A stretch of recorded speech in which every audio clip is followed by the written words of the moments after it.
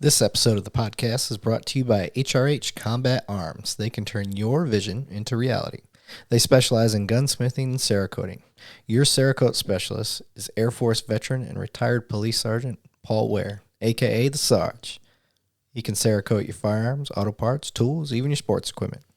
And then your master gunsmith is Marine veteran Steve Miller. This veteran-owned business is located at 5025 Saunders Suite, 103, Fort Worth, Texas, 76119. You can call them at 682-304-0363, and you can find them online at www.hrhcombatarms.com. That's www.hrhcombatarms.com.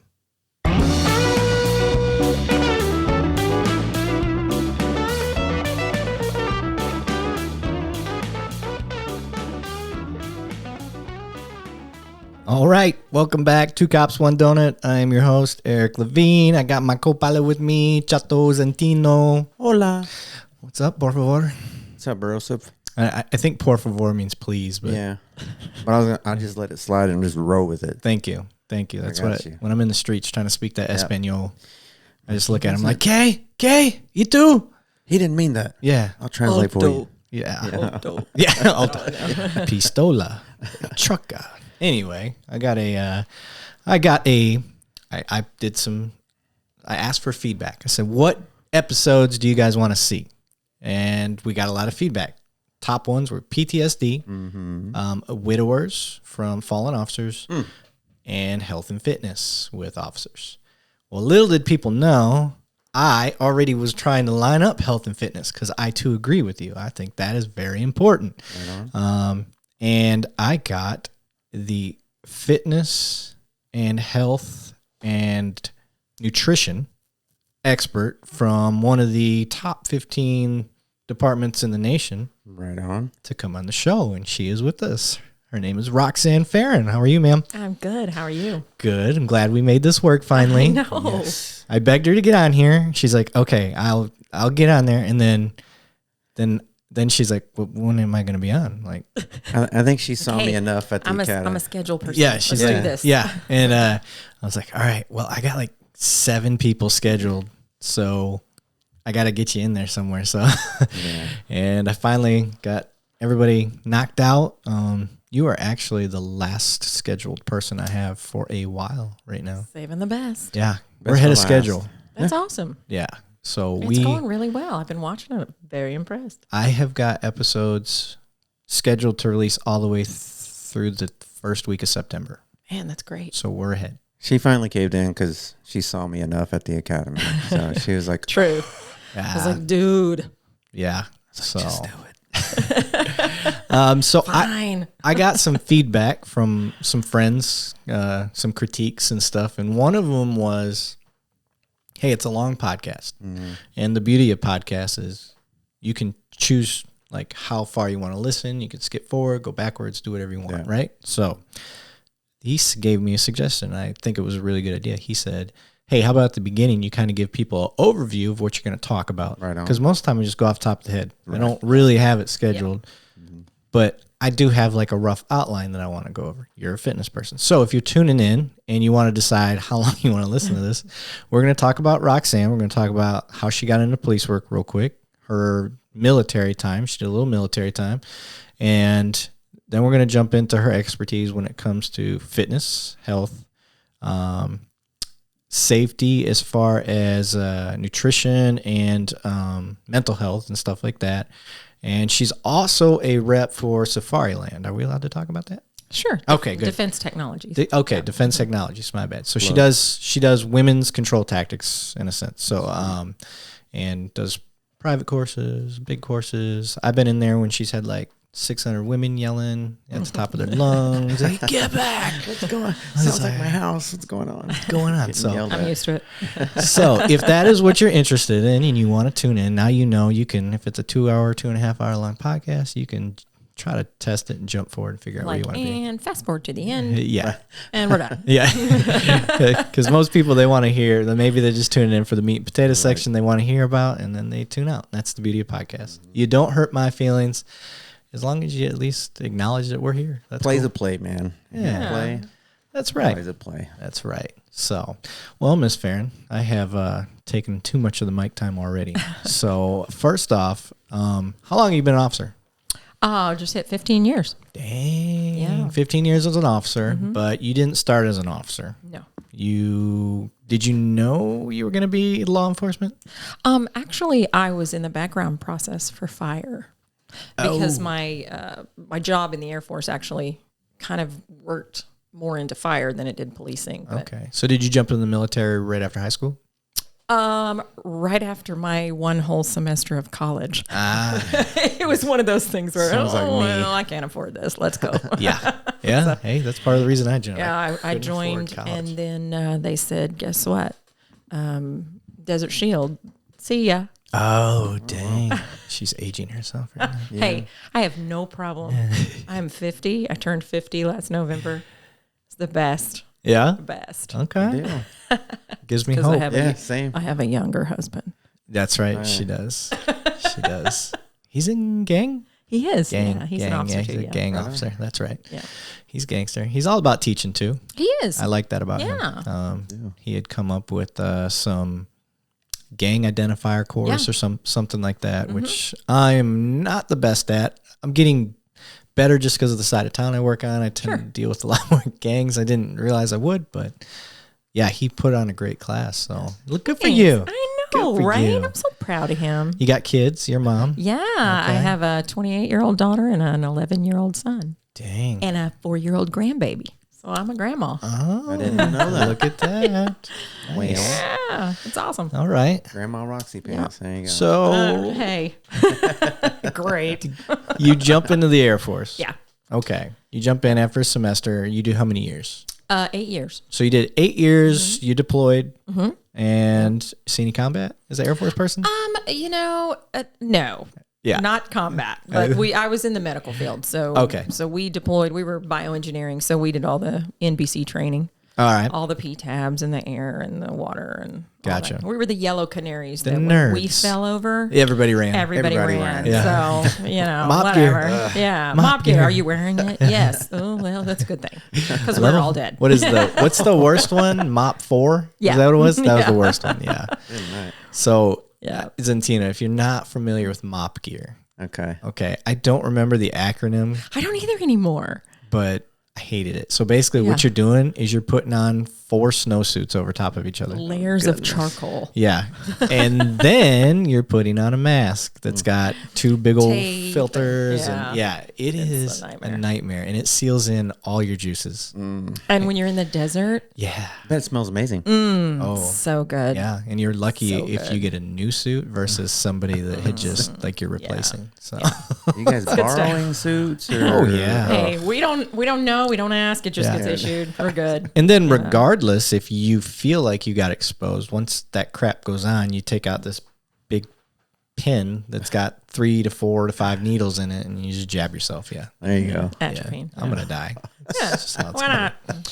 So, yeah. And I think there's a 2-tiered system with that. Mm-hmm. Like, there's, depending on what's deployed, whatever you think is in the air, there's another one that you got to jab in yourself, too. When I was over there going, hey, is this? Oh yeah, guess what? This is in the air, and then everybody So else. have you ever had to jab yourself in the thigh?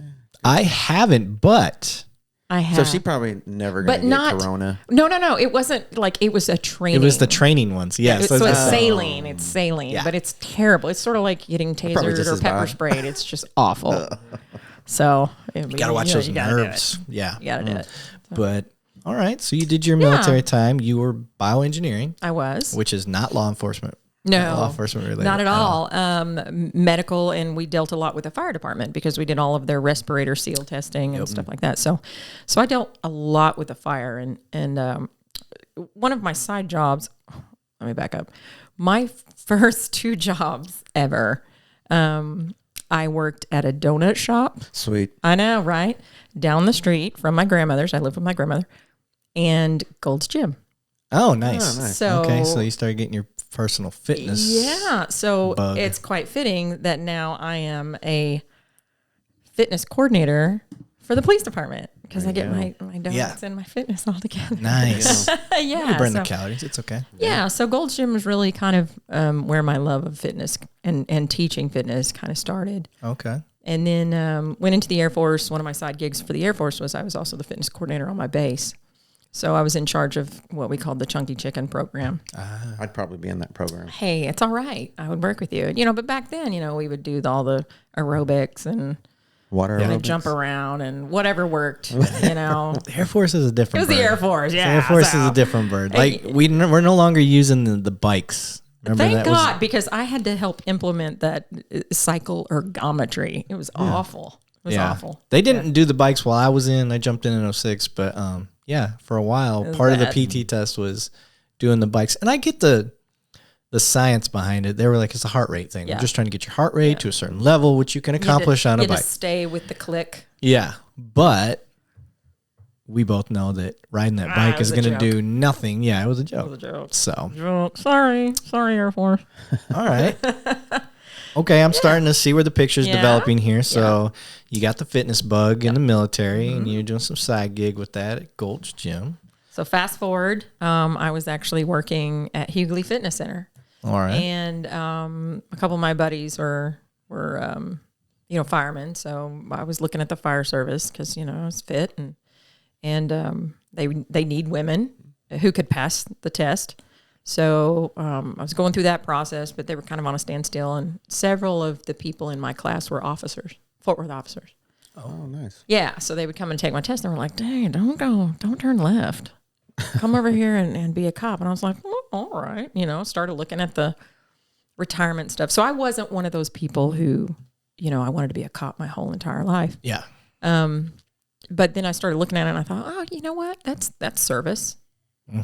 So let me do this. And man, ever since it's just been, I'm so glad that I came to Yeah. policing. Yeah. It's really been such a blessing and such a cool thing to meet the people that I've met in this career. Amen to that.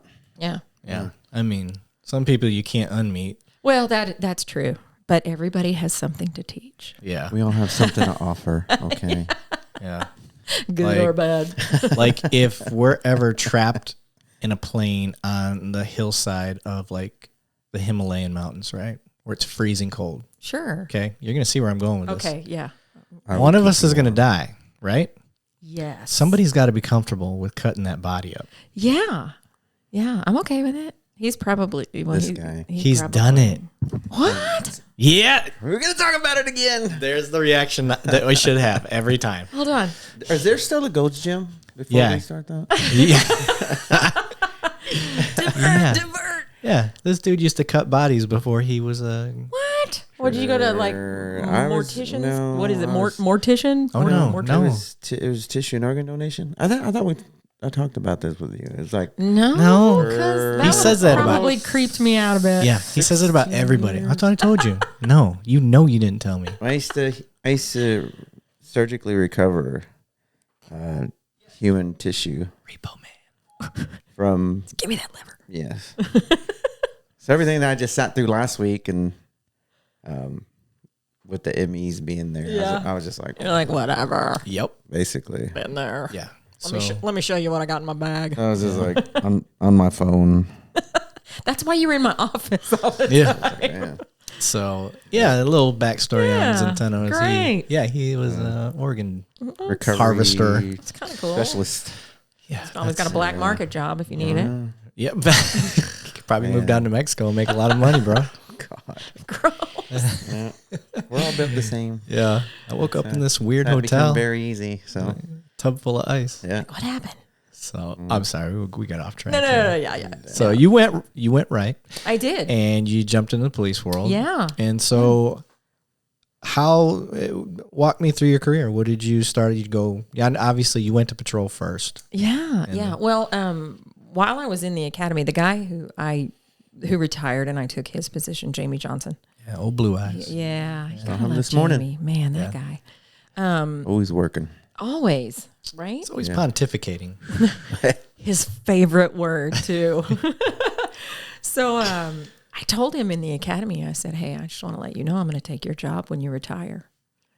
And he was like, "What?" And I'm like, "Yeah, Just wait. It's going to happen. Yeah. And,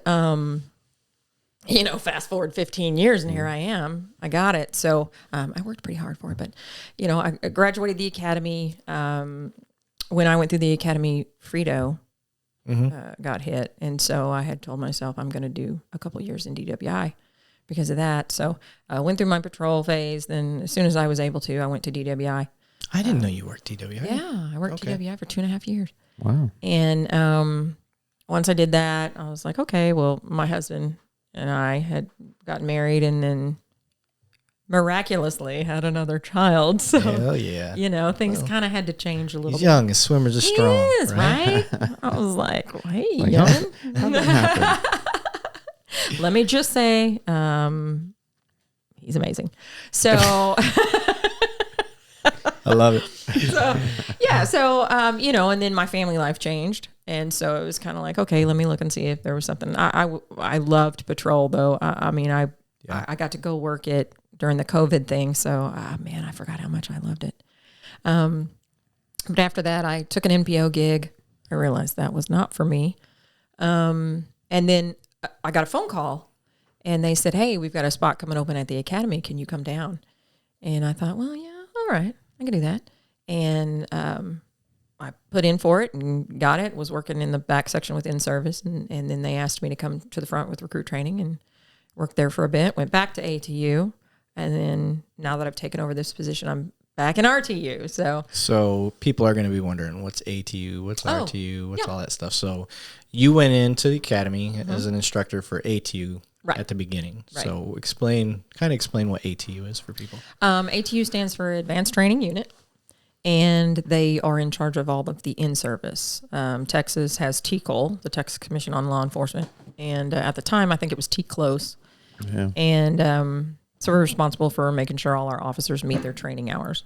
So, Gotcha. Yeah, so that's the officer So side of it. you're training nothing but already seasoned, they're already Right. certified officers. Right. It. Continuing education. Yep. And I've touched on it before because I was an instructor for a while, and I had to teach in service, and there's a distinct difference between training recruits Yeah. and training officers. Yeah. Yes, there is. A big difference. Yeah. So Yeah.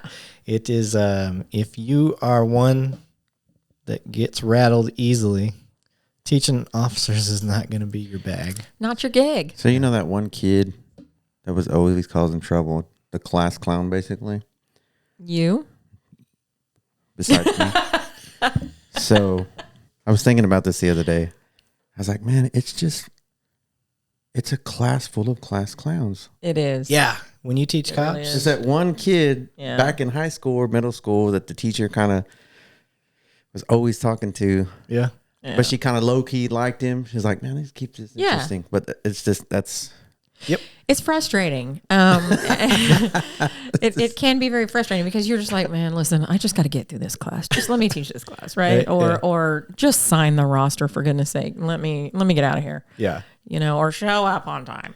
Yep. Whatever. But when I'm the quiet one in class. Yeah, yeah, me I'm just too. like, me too. Right. Let's go, dude. So it can be a bit tough. It took a little adjusting too, but I was a little older when I came in, so it wasn't quite as bad. But yeah, I would get drove up the first year that I worked there, and then it was just like, why am I getting all excited about this? And then I took a couple classes. And I was like, oh, Yeah. I see. I know. I'm that person.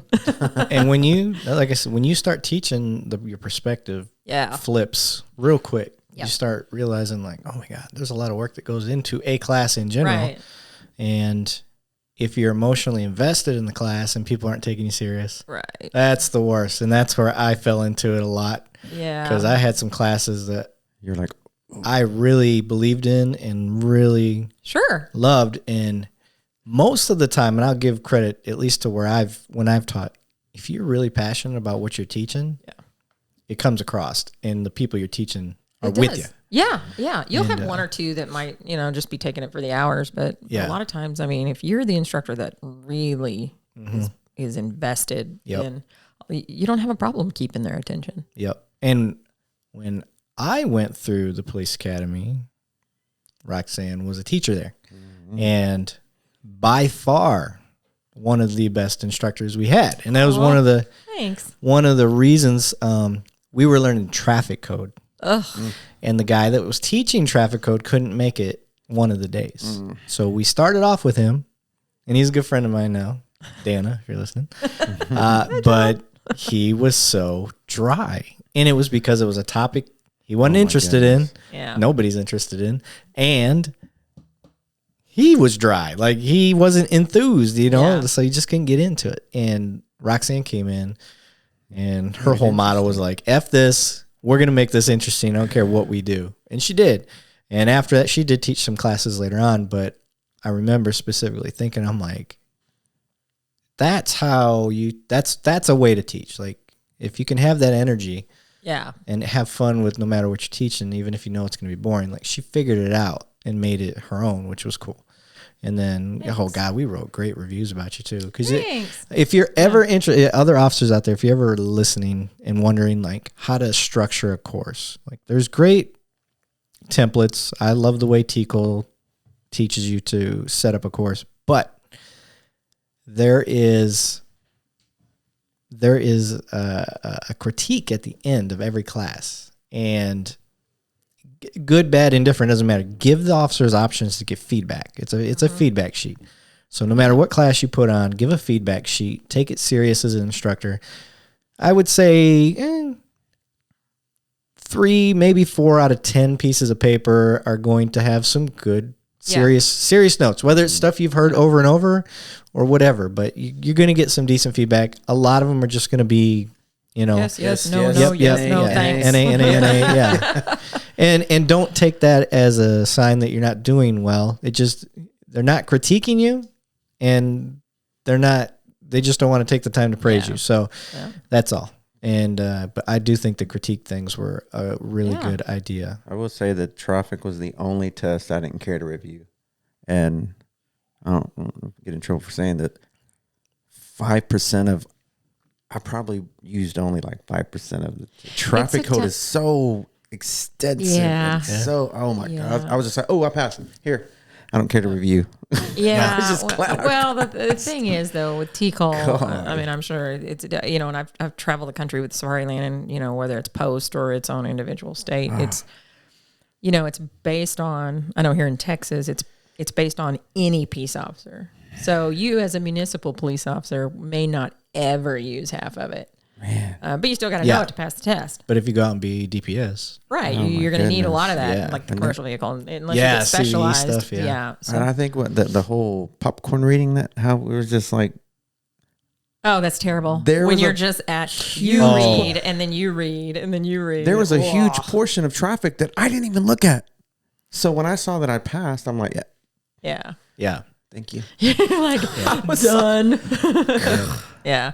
It can be tough. And, you know, so how do you explain that to officers who want to teach? I mean, because nobody wants to teach the boring stuff. They only want to teach, you know, the stuff they're passionate about because it's easy. They can talk about it all day. But when you've got something that somebody else wrote and it's something you're not really familiar with, then it's kind of, you just come in there and you just kind of drone on, and it makes it really hard because then learning is, you know, that's a barrier to learning. Yep. And it just makes it difficult.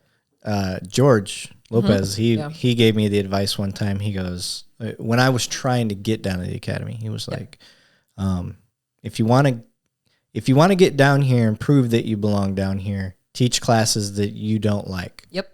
And I took any class that's good that was they needed taught. Like, hey, Levine, we need this tomorrow. Our instructor fell through. Can you do it? Got it. I'm in.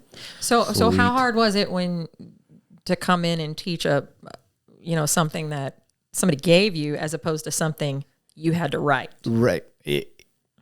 10 times harder. Yeah, right. Because, well, I'm a nerd and you know that, but I would make sure that I did my homework prior. Yeah. Oh, of course.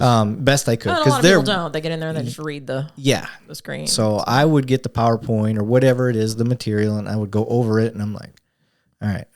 Cliff notes. Yeah. Okay, I got this. And, you know, I stick to the idea principle. And right.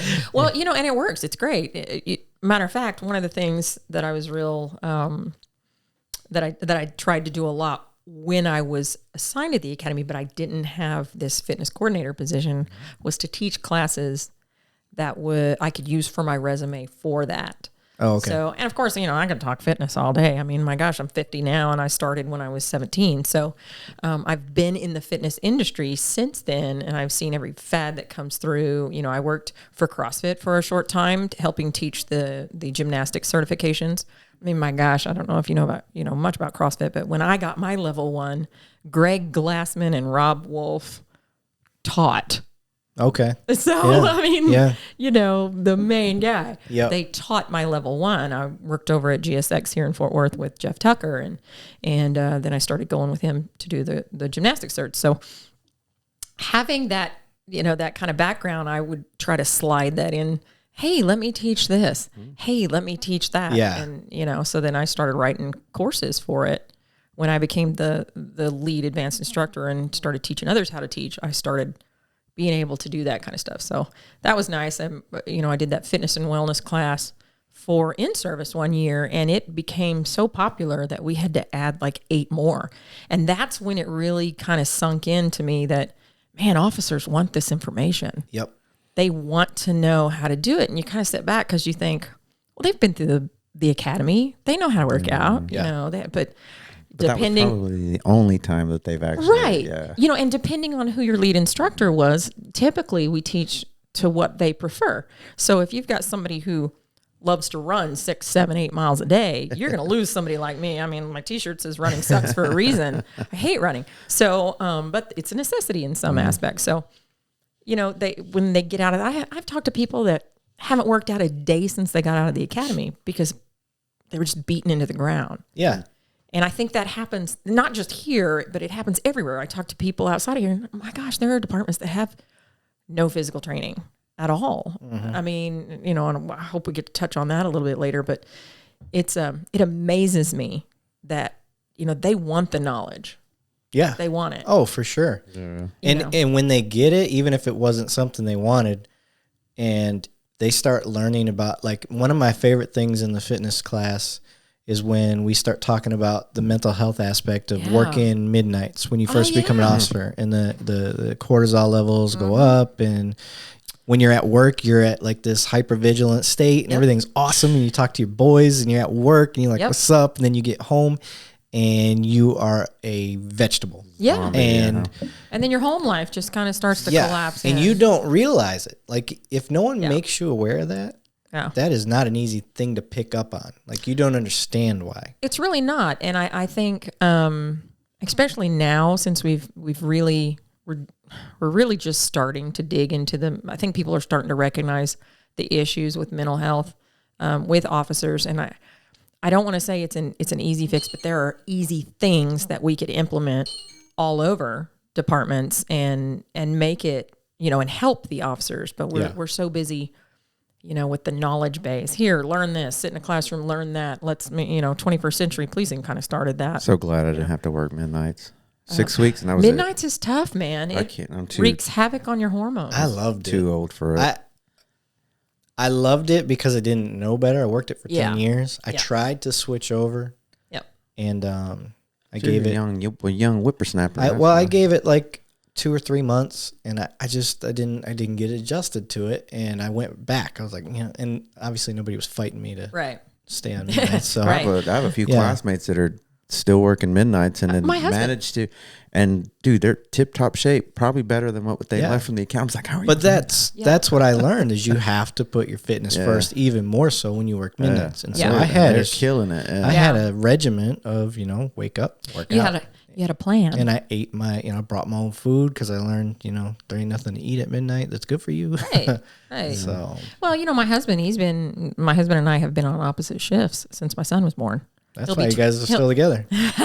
Probably. You ain't got a chance to not like we each have other. Figured it out. Right? No, my son will be 12 actually this month, and we've been on opposite shifts, and he loves midnights. He thrives on it, and I love that but he's kind of figured it out. I don't know if it's because I'm constantly like, hey babe, you need to hey, check this out, or hey, Yeah.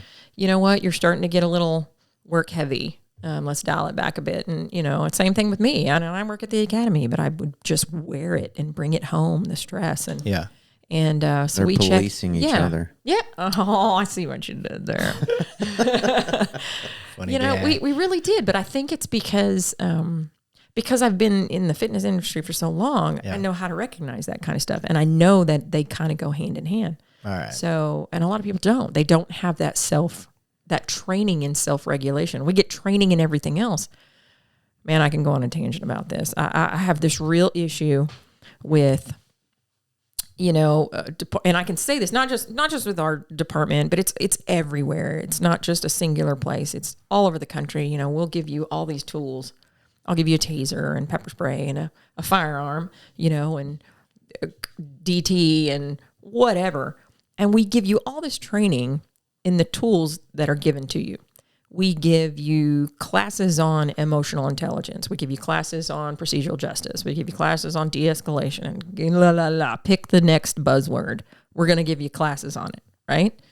But what they have yet to really figure out, progressive departments have figured it out, but what most departments have not figured out is that you can give all these tools to an officer, but until you invest in the main tool, which is the officer, it's not going to do you any good. Right. Because an officer who has poor mental health because they have poor physical health is going to make decisions that aren't 100% using the tools that you gave them in the first place. Yeah. So I think the more progressive departments are starting to figure that out. Yep. You want to cut down costs on your workers' comp, days, lost at work, your use of force, bring the morale up, then you've got to invest in the officer. Yeah. So before we start going down that hole, because I see where this is going, before we go down that hole, what was it like before? People need to understand, and it probably is still the same for a lot of departments. Sure. Because they don't have the type of money that some of these bigger departments have. Well, Eric, it's funny that you say that. Because I've had the luxury of working with Safariland and Defense Technologies and traveling and teaching, I've been very blessed in that situation. And I teach a female officer survival course, which at first I was like, why are we teaching a female officer survival course? That's crazy. But lots of studies and actually, talking about it and going to see them, it was very beneficial. But sidebar, the thing that really caught me was the lack of training everywhere. And the fact that we can sit here, collectively us three, because we have this experience, with a department, and we can say, oh, why don't we have this? Why don't we have that? When we literally have so much more already. Mm-hmm. And there are departments out there that have no physical training during their academy. Their academy might be 12 weeks. There are departments out there who have no academy. They swear you in, give you a gun and badge, and they have up to a year to send you to an academy. Yep. Right. They have departments that, have no PT standard, no control tactics or defensive tactics standard, nothing, no qualifications. I've got people that I've trained that have been in their department for 15 years, and the last time they had any defensive tactics training was in their academy. So if you didn't believe us when we've said it that before, here's a professional, right? It's astounding. It's crazy. We've talked about that, but Eric's talked about that before. Well, and a lot of it is money. Yeah. It's money. That's usually what it boils down to. Yeah. It is. And it's priority. Yeah. All right. Well, obviously I want them to know how to shoot a gun, which costs money. Sure. So we're going to make them shoot for 4 weeks, and PT is going to suffer because we don't have the money for that now. Right. So I couldn't imagine driving around with an officer with the gun, with the taser, never having training for it. Okay, if he lasts for a year, then I am. You wouldn't be driving with them because they don't even have FTOs. They're just released. Goodness. I had a girl actually tell me, "Noble," she said, "Man, the first 3 months I was on the street, I was Googling what the law was." I mean, I still Google the law. It wasn't in Texas. Let me say that.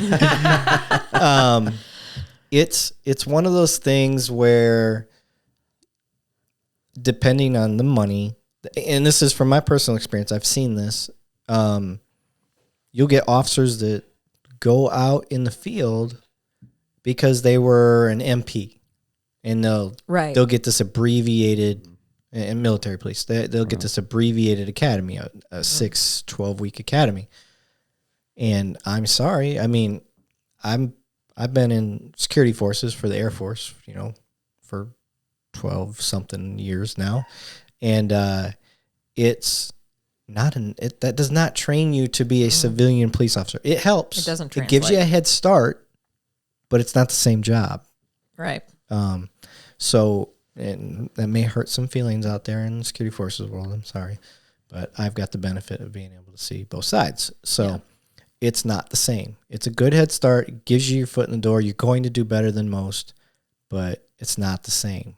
Yeah. Because laws are so different. Right. UCMJ versus everything else. Wherever you're at. Yeah, the state law is totally Yeah. different. But you get these guys that go out there and they're given a gun, a badge, and hardly any training because they don't have the money. And that's a circumvent for the money. Is they're like, well, he's military. He's got some Right. bearing, more Right. so than just somebody straight off the street. So that's the end around. And it's like, now you're starting to play into politics. Well, we need bodies. We need people in the street. Right. Now it's a numbers game. Which doesn't just happen on the small, it happens in the large departments too. The last police one article I read on physical fitness, it was like 78% of departments that participated in the survey said, we don't have on-duty workout Yeah. across the country. Yeah. But yet, I think it was like 80 something percent, didn't have a fitness standard either. Wow. So I have this love-hate relationship with fitness standards within departments, because I feel like if you're going to expect somebody to meet a fitness standard, you should provide them with the training and the time to do that, Yep. to get ready for it. So, because knowing that at my department, knowing that we don't have that currently, how, as the fitness coordinator, do I offer things to them that would help fill that gap? So that's currently where I'm at and what I'm doing. Okay. Very, very passionate about fitness as it relates to the officer, and not just when you think physical fitness, you think of going to the gym, right? But I'm talking about the whole physical fitness and officer wellness aspect of it, and wellness being, the part that affects you based on disease and mental health and things, and physical fitness, your cardiovascular and musculoskeletal system. So, but they all go together. Yeah. And I think people who, you can talk to fitness professionals all day and we're going to tell you they go hand in hand, Yeah. and you can't improve your mental health without improving your physical health. Right. Yep. Go kind of hand in hand, and that's always Right. start working. Like out, when you I feel learned- better, and When I learned that food was a it's science. fuel, Yeah. that changed me, because you feed the machine. when I ate what I ate Yep. became a game. Like, okay, I'm gonna go run 3 miles. I'm gonna eat a bowl of oatmeal, some peanut butter, a little bit of honey, see how that makes me feel during the run.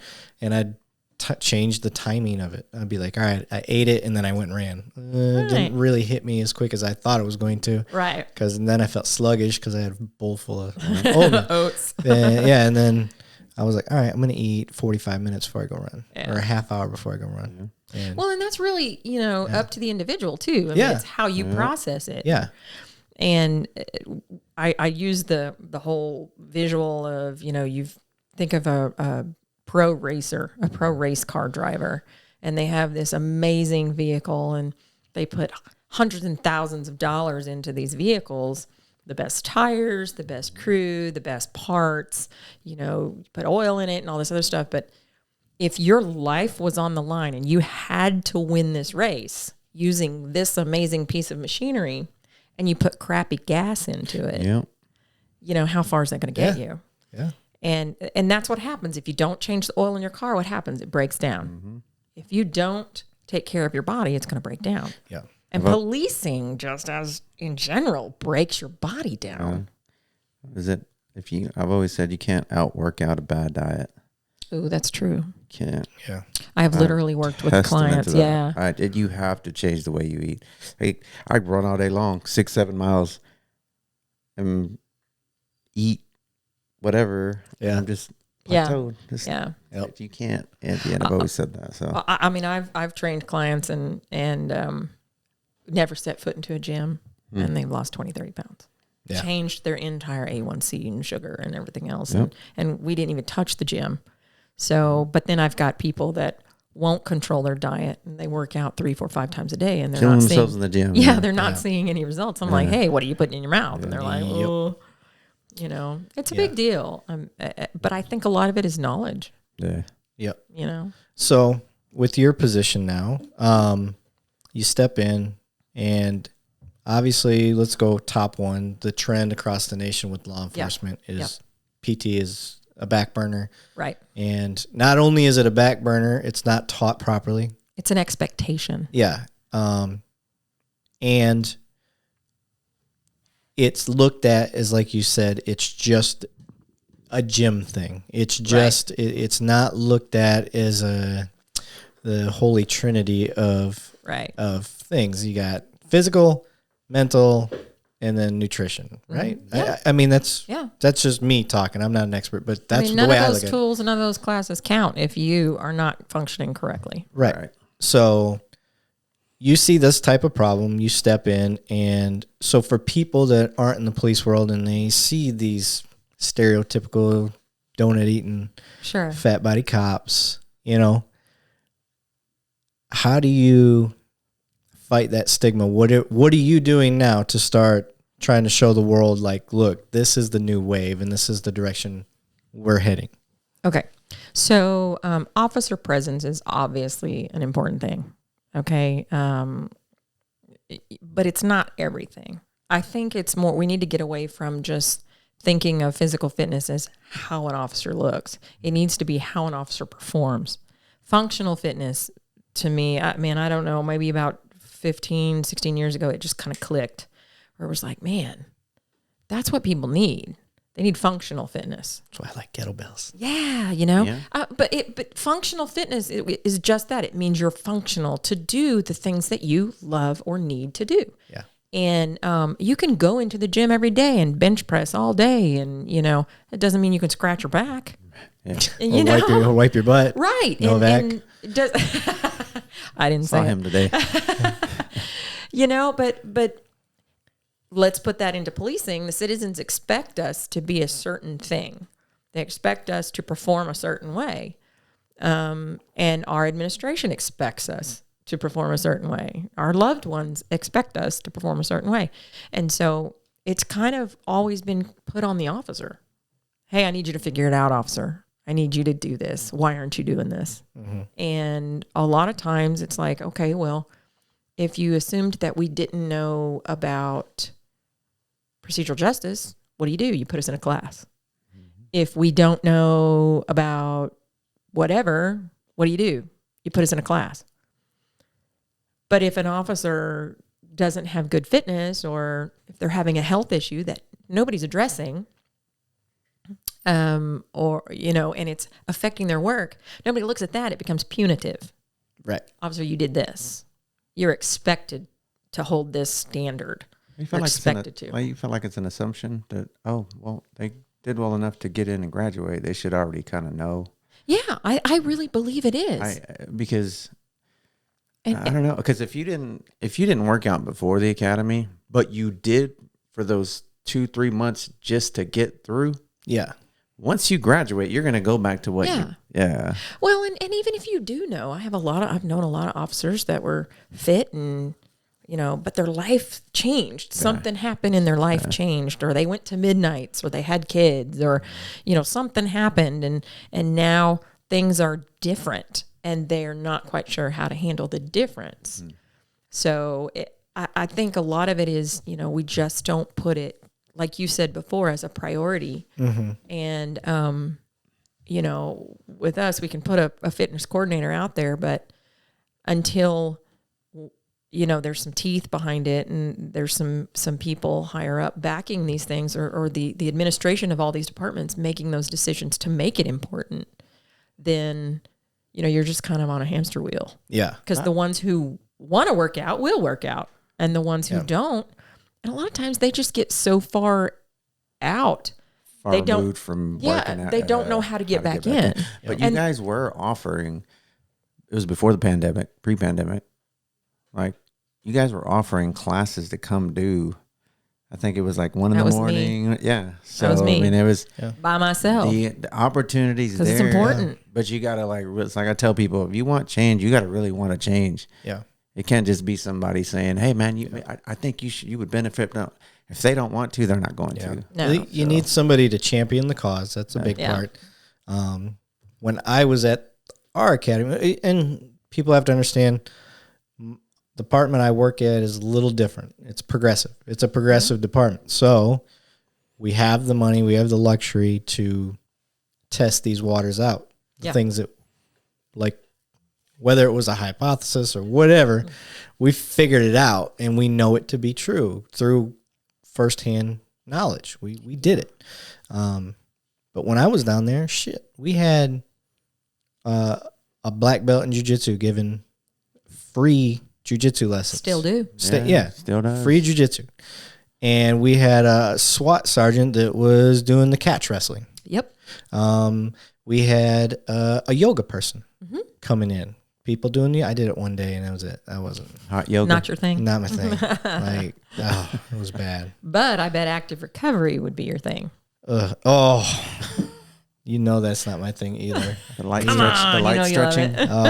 See, active recovery is a mandatory thing in the academy. You have to do it. You got to learn it, and it is so painful. It's an injury prevention thing. Hate it. Love it.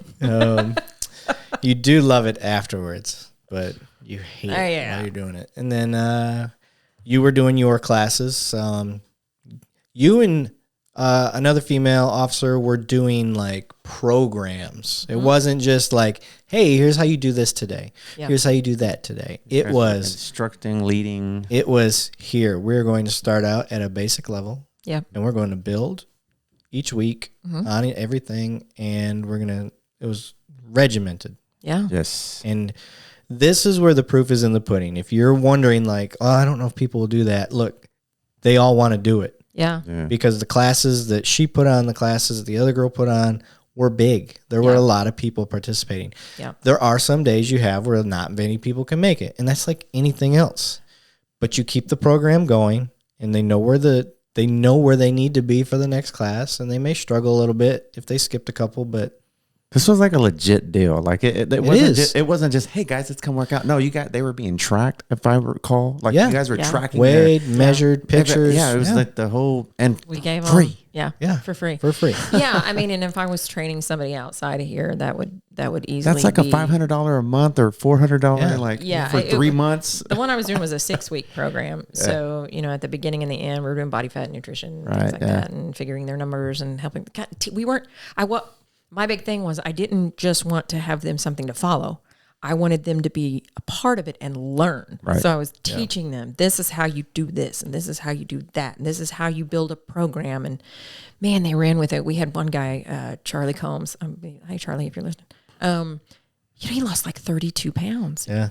And it was crazy. Yeah. And I was so taken back by it. And then, I thought, oh my God, nobody's going to come to this. She's like, I need to sell this offsite. No, I've been there, done that. Are you kidding me? I got the greatest job ever. I get to be a cop and a fitness professional. Yeah, there you go. So, no, it was just like, wow. And then after the first 6-week challenge, the first day I had about 5 people show up and I thought, oh man, this is going to be a bust. And the next class I had about 30 people in there. And I was thinking, oh my gosh, how am I going to do this? Right. And then matter of fact, today I had somebody stop me. Hey, when are you going to start the 6-week challenge again?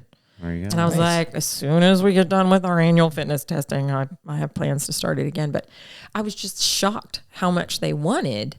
And it was just so, because people don't want to think. They go, police officers are police officers. They come, they have to think and make decisions for people all day, every day. And so when they come in, they don't want to think. Mm-hmm. And so to have somebody do that for them is a huge benefit. Yeah. Give them the equipment, Give them the time. It doesn't have to be a lot of time. Look, give me 7 minutes. I'm going to kick your ass. Okay. Just tell me what to do, please. Right? Just show up. That's me. Not think, tell you what to do, and you do it. You get all your benefits. You get your stress relief. You get your cardiovascular improvement, your muscular strength improvement, and your mental health is improved. Oh, yeah. Yeah. In like 15 minutes. It's proven. For the love, read an article. You're like, dang, look at this. You may not be flexing them glutes in the mirror with 15-minute workouts, but you're going to make a good. But after about 6 weeks of that, I'm going to be like, dang, I should have did this earlier. Yeah, but your confidence is up, which does what? It helps your confidence. It helps it out in the street, your ability to make decisions. Yep. It's going to make your family life better if you have family. If you're saying, "Oh, hey," Right. you're going to make it a lot like, look at this. But not just the physical aspect. There's so many other things. You'll have a better hormonal imbalance or a hormonal balance. It's going to knock your hormones out. Hormone balance, which is huge with police officers, especially ones that are on midnights. They don't see the sun. They don't, That's a big and deal. so you need supplementation. There's all kinds of things that it improves in a matter of minutes. And so you don't need to approve an hour a day. If you're administration all over the world, if you are listening, you don't need to approve an hour a day. If you will just trust your officers and give them half an hour a day, Yeah. they can do a lot. Yeah. Okay. So but you have to be smart. It's like I have this saying, a goal without a plan is just a wish. Yeah. And if you don't have a plan, it's just a wish. I wish I was skinnier. I wish I was healthier. I wish I was, could sleep better. Great. Well, what are you doing about it? Just make a plan. Yep. And to have people step in and be able to make that plan, I think is a huge thing. Yeah. But you'd asked me earlier about where I think it was as to where it is now. And I think, earlier in policing, it was a known that, police officers need to be grit. They need to come in. They need to be able to do things, right? Because, it was the Old West. Kick Yeah. ass, take names kind of Right? thing. Yeah. And I think now the way policing has changed so much, we're seeing people who want to be police officers, but we've gone so far into the community policing aspect, which I don't mind. I love the community policing aspect. I think it's great. I mean, why do we do this? For the communities. So there needs to be a community aspect to it. But I think we've gone so far that we forget that it's a dangerous job. Yeah. Yes. And you can't just come in and want to do it. You have to be able to do it. And I think you set people up for failure when you don't have standards in the beginning, when you don't have higher standards. Progressively across the country, departments are lowering standards, physical standards.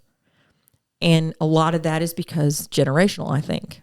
When you take away, your PE classes from schools, you get a generation of people who don't know how to climb a fence.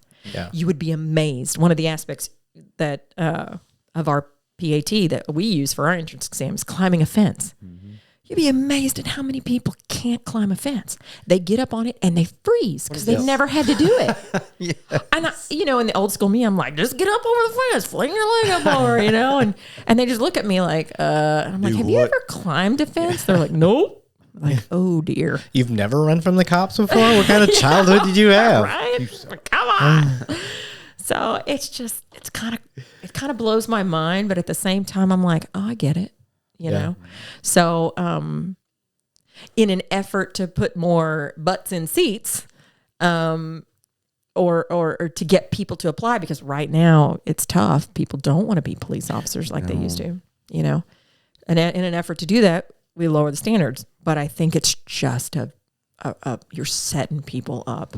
Yeah. You really are. And you're making it harder for your people who train to train effectively. If you don't have a minimum PT standard, if you keep dropping it, you're going to raise the injury.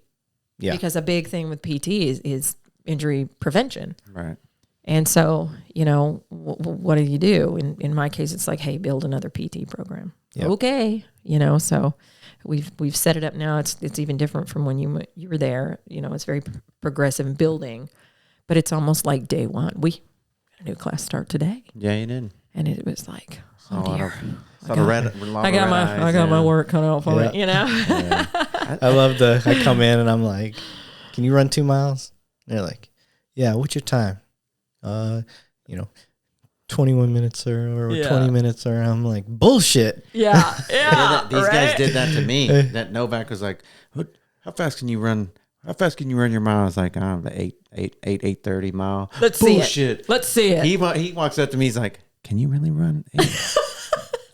Every one of them Oh my 2 God, can miles. you? Now I was pissed off running. You're like, finishing I'm running in 7. It was like 7 was the average. 7:30, 7:15, Oh my God. 7:30. Because I probably came up to him Running fast. afterwards because I probably had bet Novak that he was wrong. Oh, Yeah. So- money on it. So I was like, no. This guy can't. I was like, he's going to burn you. I was like, watch, he's going to burn you. Yeah. So Well, I mean, when I say I'm shocked, I traveling around, I get to places, and I actually, after seeing it, I started implementing a physical fitness aspect to my defensive tactics, because I thought, well, this is great. Because what's the number one excuse for officers? I don't have time. yeah. Yeah. I don't have time. I'm like, okay, challenge accepted, Right, yeah. So I in Vid, well, it's probably already out there. So sorry if you trademarked it, but trademark pending for me. I call it, the DT burpee. And I have gotten so many women send me messages, go, man, I've just been doing that, and it has helped me so much. And it's literally just, I want to know what that is. oh, yeah. Okay. I don't want to give away my secret. Oh, there you go. No, it's a brake fall to the front. Okay. Okay. And then you don't want to be anybody at your back, right? So if a brake fall to the front, then somebody is behind you, right? Pushing you. Okay. Okay. Or you've fallen. So obviously you need to address the threat. So you address the threat, boom. You Yep. do that quick flip over. Right. You get up into your DT stance. Right. Okay, which could be a high bridge. It could be one leg up. You're getting ready, right? Yep. But then you go back onto your shoulders and you do a couple scoochies. Okay. Then you do- Shrimpies. Yeah. Yeah. Then you do Shrimp. a tactical get up, sweeping that leg backward Gotcha. away from your threat, because your threat is here now. And you get up, and then you jump up in the air. Okay. And you do it again, over and over and over and over and over. So not only are you getting the cardiovascular and the strength aspect of it, you're getting the dynamic power from the jump, plus you're practicing some of your DT. I cannot wait to see a body cam video where Somebody's doing somebody's that. going to get attacked. An officer's going to get attacked. You're gonna jump up, They're going to get knocked down, Yeah. and they get up, and the bad guy's going to be like, "What the fuck? Why did they jump? Why did he just jump in the air?" I mean, well, think about it. I mean, it's just like firearms. You were a DT instructor. Yeah. How many people come down and practice their DT? Oh, jeez. Nobody. A lot of people talk like they want to come practice. I it. know. Hey, can we come down come and roll? Okay. Well, I'm free at lunchtime. And then you're sitting there like, I'll be in full gear. I learned that lesson real quick. I don't even bother. So yeah, mine too. When officers are like, "Hey, can you write me a program?" I'm like, "Sure. Here's what it's going to take. You're going to have to do this, do this, do this." And a week into it, I'm like, "Hey, how you doing?" And they're like, "Oh yeah, I don't have time." I'm like, "Do you never mind. understand it?" So, you know how much I know about PT stuff. I know how to work out. I know how to get in shape. I know how to stay. I know how to do all that stuff. Well, one of our coworkers, Shrine, was Yep. getting his personal fitness thing. And I said, dude, I just want something different. Like, give me something different. And he's like, you want me to develop a program for you? I was like, yeah. I was like, I'll pay you. Like, you're getting... I wanted to be his first test subject type thing and let him get practice at it. And we did. You know, Nice. I paid him for his time because he Nice. was. It takes time to make those programs. So he made a program for me. I stuck to it religiously and great results. Gains. Great results. Because you had a plan, Yeah. not just a wish. Yeah. So it was one of those things where I loved it. Now, we talked about all this fitness stuff. I will bring up the counter that I would think any citizen may say. That's bullshit. That's my tax money. And you guys are all playing grab ass, jumping around when you should be out there shagging calls. It's not Sure. grab ass. So, I mean, that's a valid point. I mean, especially if you're in a city where, you're short on officers, which is pretty much everywhere in the country right about so now. you can't get workers, period. Right. For any type of job. I mean, my gosh, everywhere you go has a help wanted sign. It's So, it's a valid point. Yeah. But then my question is going to be, do you just want a body showing up, or do you want an effective body showing up? And, you know, like I said, it doesn't have to be an hour, 2 hours or whatever.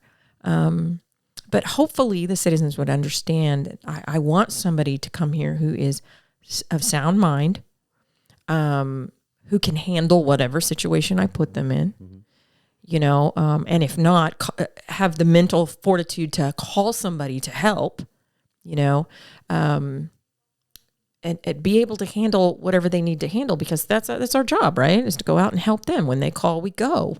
So the only thing I would ask is that the citizens, you know, offer a little grace and understand that that doesn't just happen. There's a lot of training that goes into it. There's a lot of stress, a lot of officers that wear it home when they do see those horrible things, and they need time to decompress. And I get it. You know, I've heard it over and over. You know, that's what they get paid to do. They signed up for this. That's what they get paid to do. And that's with everything. Yeah. I think in previous shows that it goes back to them being able to turn it on. Right. It's like you can talk to people till they're blue in the face, but when it's time to turn it on, they should feel comfortable and have confidence in that officer to. Right. He looks like he can turn it on if he has to. Yeah. Yeah. So, Yeah. Yep. Yeah. And, you know, so it's a hard mix. It really is a hard mix because we're not robots, Yeah. whether they want us to be or not, or expect us to be, or think we are. You know, we're not. And we make mistakes. We let things go. We pick things back up, you know, and sometimes we see that we're in it and sometimes we don't. And so our city loves us though. they do, man. Yeah. I honestly Our don't city's see awesome. that would be a complaint with Our city's so great. I'm not saying it But for. that's not for every. Yeah, other I'm not city. saying Right. that for Yeah. us personally. Yeah. And Yeah. you know, this show, if anybody's watched every episode, we sound like company men the way as good as we talk about it, but We're spoiled. we are. And I've got a perspective coming from another department, coming from a city that is not police friendly anyway, and Right. coming here and seeing just you can't take a left or a right step without running into an offer for training. Right. Literally can't, Yeah. whether it's virtual or it's Yeah. in-house. So, or them sending you somewhere. Right. That's great. And Are I think the proof, the defunding versus look at the ladder, look at a department like ours versus look at a department that's having trouble that isn't defunded yet, but you're talking about it. Like Right. where do you think that's going to go? Well, and defunding, when you take away money, the first place that they take away from is training. Training. Yeah. And Standards lower, yeah. quality of hiring lowers. Right. Yeah. Right. Of course, we can say that everybody's like, oh, whatever, y'all are just a bunch of cops, and you know, Yeah. of course that's what you think, and well, yeah, you know, yeah, that's what we think. It sucks to know that people don't want to support us, you know, and we are very blessed in this city. After going several places, it's like, wow, you know, Yep. y'all don't really have anything. And you don't get anything, and we are lucky enough to be one of those departments in Texas that really does. And there's quite a few. They do what they can, but again, it goes back to money. Yeah. And you have great training coordinators all over this country who want to do awesome things. They have literally had to choose one class to bring per year, and they've chosen to bring us. And to me, that is so humbling, because I'm thinking, wow. But then I think, after being in training and knowing how it works, I kind of sit back and go, man, think of all the things they had on this table, and they thought, what are we going to make a priority? And for it to be that class, it's like, wow, you know, what happened? Why that? Why this backstory? And, you know, and as an instructor and a trainer, I like to know why, because it helps me be a better trainer, and it helps me tailor the training towards that particular class. And I think where we fall short, and, you know, of course, I'm a fitness girl, so people are going to be like, oh, that's why you want more class. But I think really it's not just about fitness, like working out. It's about providing that time and education to officers so they can, if they have to, because of money, have to work on themselves, we give them the education to do so. We give them something. We give them the facilities to do so. It doesn't take much. A couple kettlebells, a treadmill, a rower. Yeah. Whatever. One dumbbell. You can do some work with one dumbbell. You can do a lot. On midnights, when I worked midnights for the 10 years that I worked it, I always had a 35-pound kettlebell in the car. The one sitting out front. Yeah. That same Yeah. one. That's awesome. I always had a kettlebell because inevitably there's a half hour, 45 minutes, an hour, 2 hours, 20 minutes, 10 minutes between calls where you've got nothing. Your reports are done. You're sitting there. I'm going to jump outside the patrol car real quick and get a Tabata in. Just I'm going to get hard something. Tabata is the best. Yeah. I'm going Because to you can Tabata anything. Yeah. So I was going to get something in. And the only reason I knew to do that was because I had been educated by somebody. I would have never thought of that. Yeah. In my opinion, I was like, I'm in uniform. I'm working. Like, there's no time to do anything. The only thing I would do is push-ups and air squats. Which is fantastic. Which is good. Don't get me wrong. That's good. Because you're getting an upper and a lower. But, I'm a dude, so I got to get buff and stuff like that. So I was like, there's nothing to maintain strength. So why should I work out? Like, why should I work out? And the few times I can, I can't maintain it. This is dumb. This isn't like bench pressing. I should be able to go bench press. So this isn't 225. Right. So somebody showed me the kettlebells even when I got out, I regimented a whole new kettlebell regime with my recruits as I was giving them alternatives. Well, and I think that's the great thing. I think if you're given alternatives, like, as a trainer, if I'm going to train you and you come to me and you say, hey, can you train me? I'm going to be like, okay, first I need to know what's your goal. What do you want out of this? I'm trying to bring sexy back. Okay, let's do this. I don't know if we have enough time, but we don't. There's not enough workout in the day. Yeah. Sorry. You can't bring back something that never left. Sorry. Oh. Ooh. That was a good To one. that. Like that? That was a good one. Drink to that. That was Oh, but you got to know what that goal is. And for each officer, it's different. Do I want to live through retirement, enjoy it? Do I want to just beat what happened to me in this 10-hour shift? I mean, think about it. If you're in a patrol car for 10 hours, how much damage does that do on you just one shift? Yep. You're already sitting. hyper vigilant. Oh my gosh. You're Stress sitting. level. Your hip flexors are shortening. You're, deconditioning the glutes and the hamstrings. And then what happens? You get a low back injuries and pull a hammy and now you're set back another 6 weeks. Worst case scenario. Funny you say that. Blood clots. So when I had a huge sciatic issue. Okay. And it was when I was at the academy. Actually, I was training down there. And the doctor, I was getting massage therapy, everything, trying to fix this thing. And finally, one of the doctors said, it was a sports physical therapist type person, was like, well, how do you sit? Like, I didn't realize, one, I shift a hip. I always sit on a side. Most officers do. And I didn't realize I did that. And the other thing was I sat like very pinched. So when you see me, like, I am always like this now. Do you remember when I started putting my feet up on the desk? Yes. I know it looks bad, but it was for a reason. Yeah. Because the doctor was like, you need to be like, I try to stay as straight as I can now. So I've had people comment about the podcast, like, you're always slouched. I'm like, yeah, if you've ever had sciatic issue, I never want that again. I couldn't sleep. It's so bad, and I think it's, we get those big injuries, right, that need a surgery or something else, but I think it's just the daily wear and tear. And then you get to a point where you're just so uncomfortable. Yeah. And you just don't want to do anything.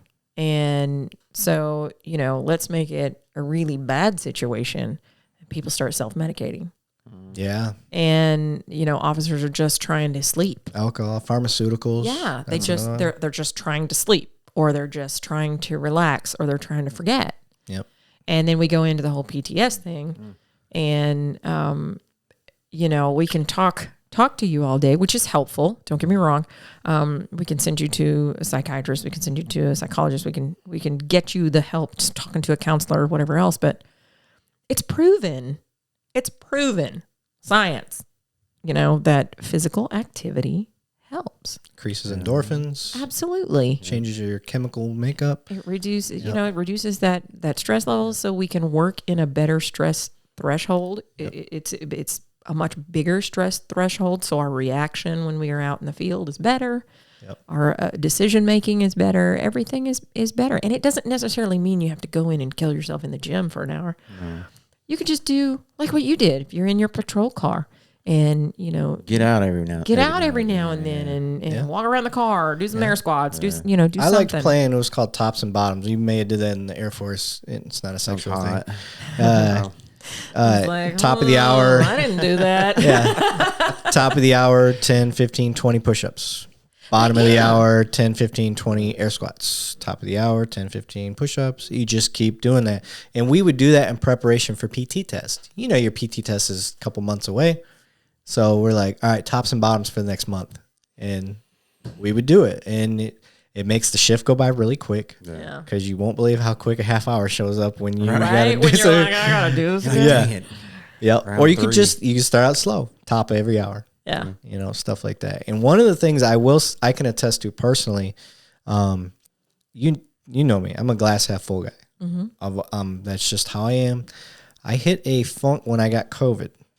I got sick. So many people. And afterwards, I hit like this weird rut of, I eat pretty clean. I'm pretty much an 80-20 guy. 80% of the time I'm eating good food anyway. And then 20% I'll play, but I don't really care for sweets. I was eating things I don't even like. I was eating Chicken Express. I was eating Sonic. I was eating.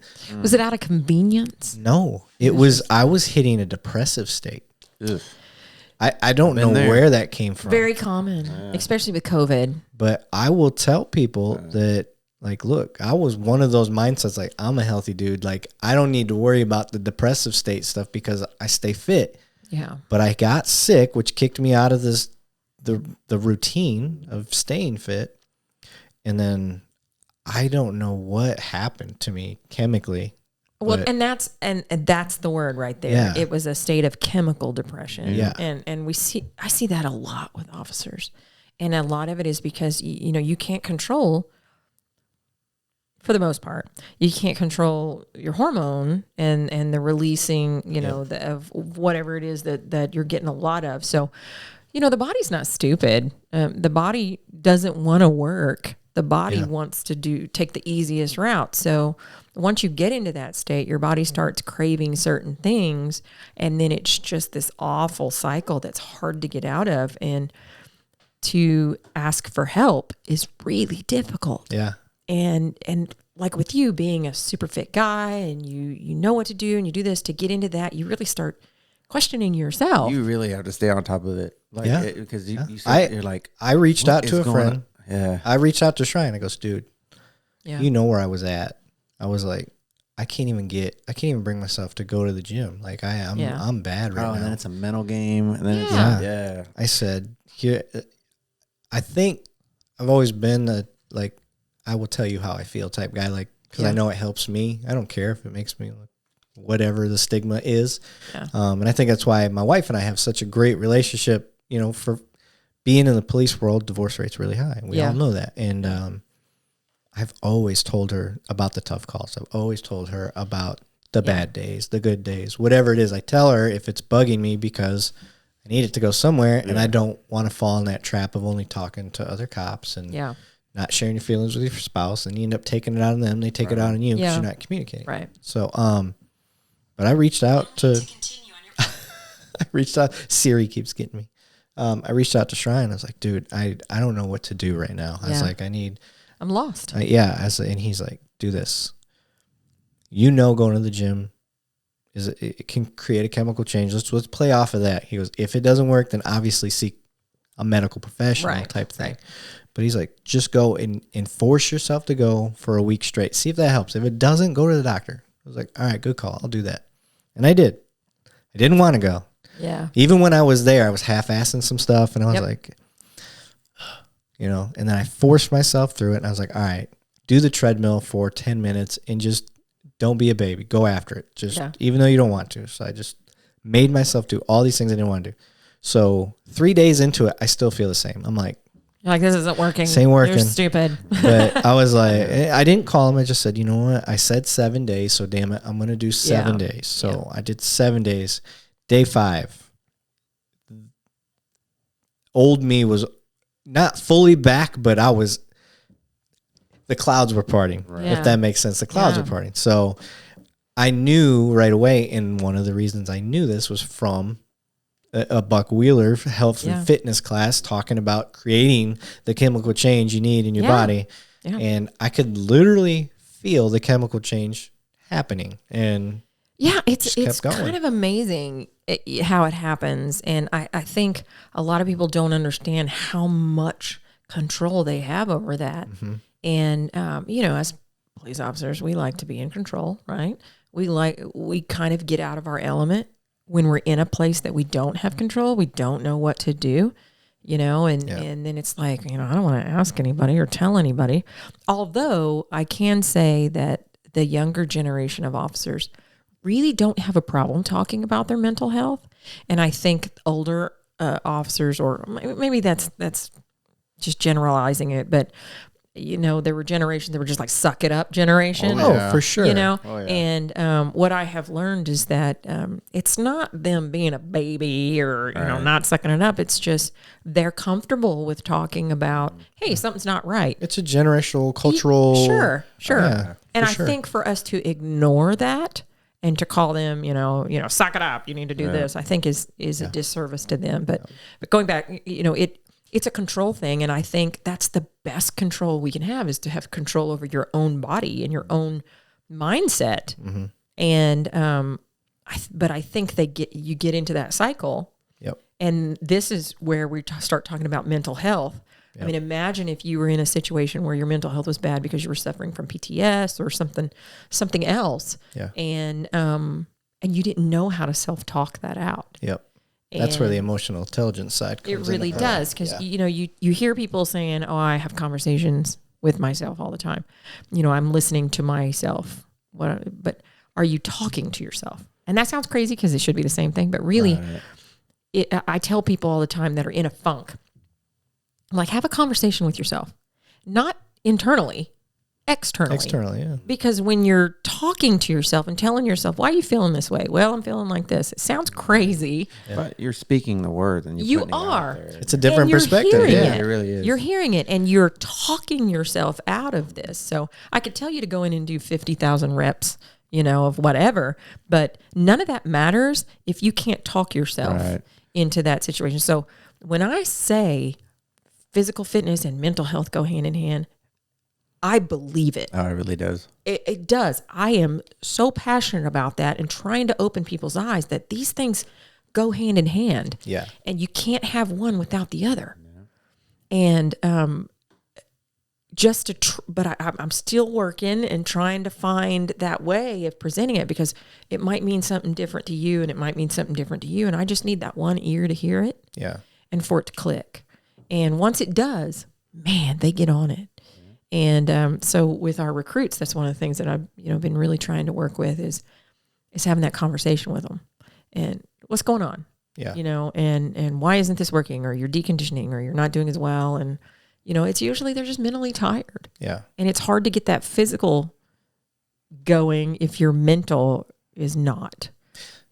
So this may be regressing the conversation a little bit, but citizens out there, or anybody interested in police work, or those that are against police and are like, you guys are lazy, you're fat, da da da. You, as a person that is in charge of training them, what are you looking for when they get there? What are the beginning goals? What's the middle goals? What's the product by the end? What are we trying to accomplish with somebody that we put out on the street? Okay.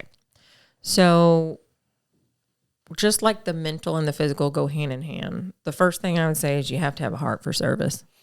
You have to. You cannot come into this job without the want and need to help people. And I think some people come into this career field for different reasons. So let's say you got that. Because I can take a heart for service and turn that body into a machine, but I can't take a body that's already a machine who doesn't have a heart for service and give that to them. Okay. So, but in the end, there's a minimum standard. And we need that minimum standard. And not just because we feel like it, but because we know as training professionals this rigorous training that they're going to go through. So we need a base. We need a base. And that base is really just, a good mental outlook, a heart for service. And then physically, we need people who can do the basic things. Like, people kind of go, why do you care how many push-ups somebody does? And I'm thinking, well, if you can't push yourself up off the ground, how are you going to push somebody off of you? Right. Yep. And we need you to do it over and over and over so we can look at, your dynamic strength, your muscular endurance, things like that, because fights aren't like one and done. Right. They When I do it, they are.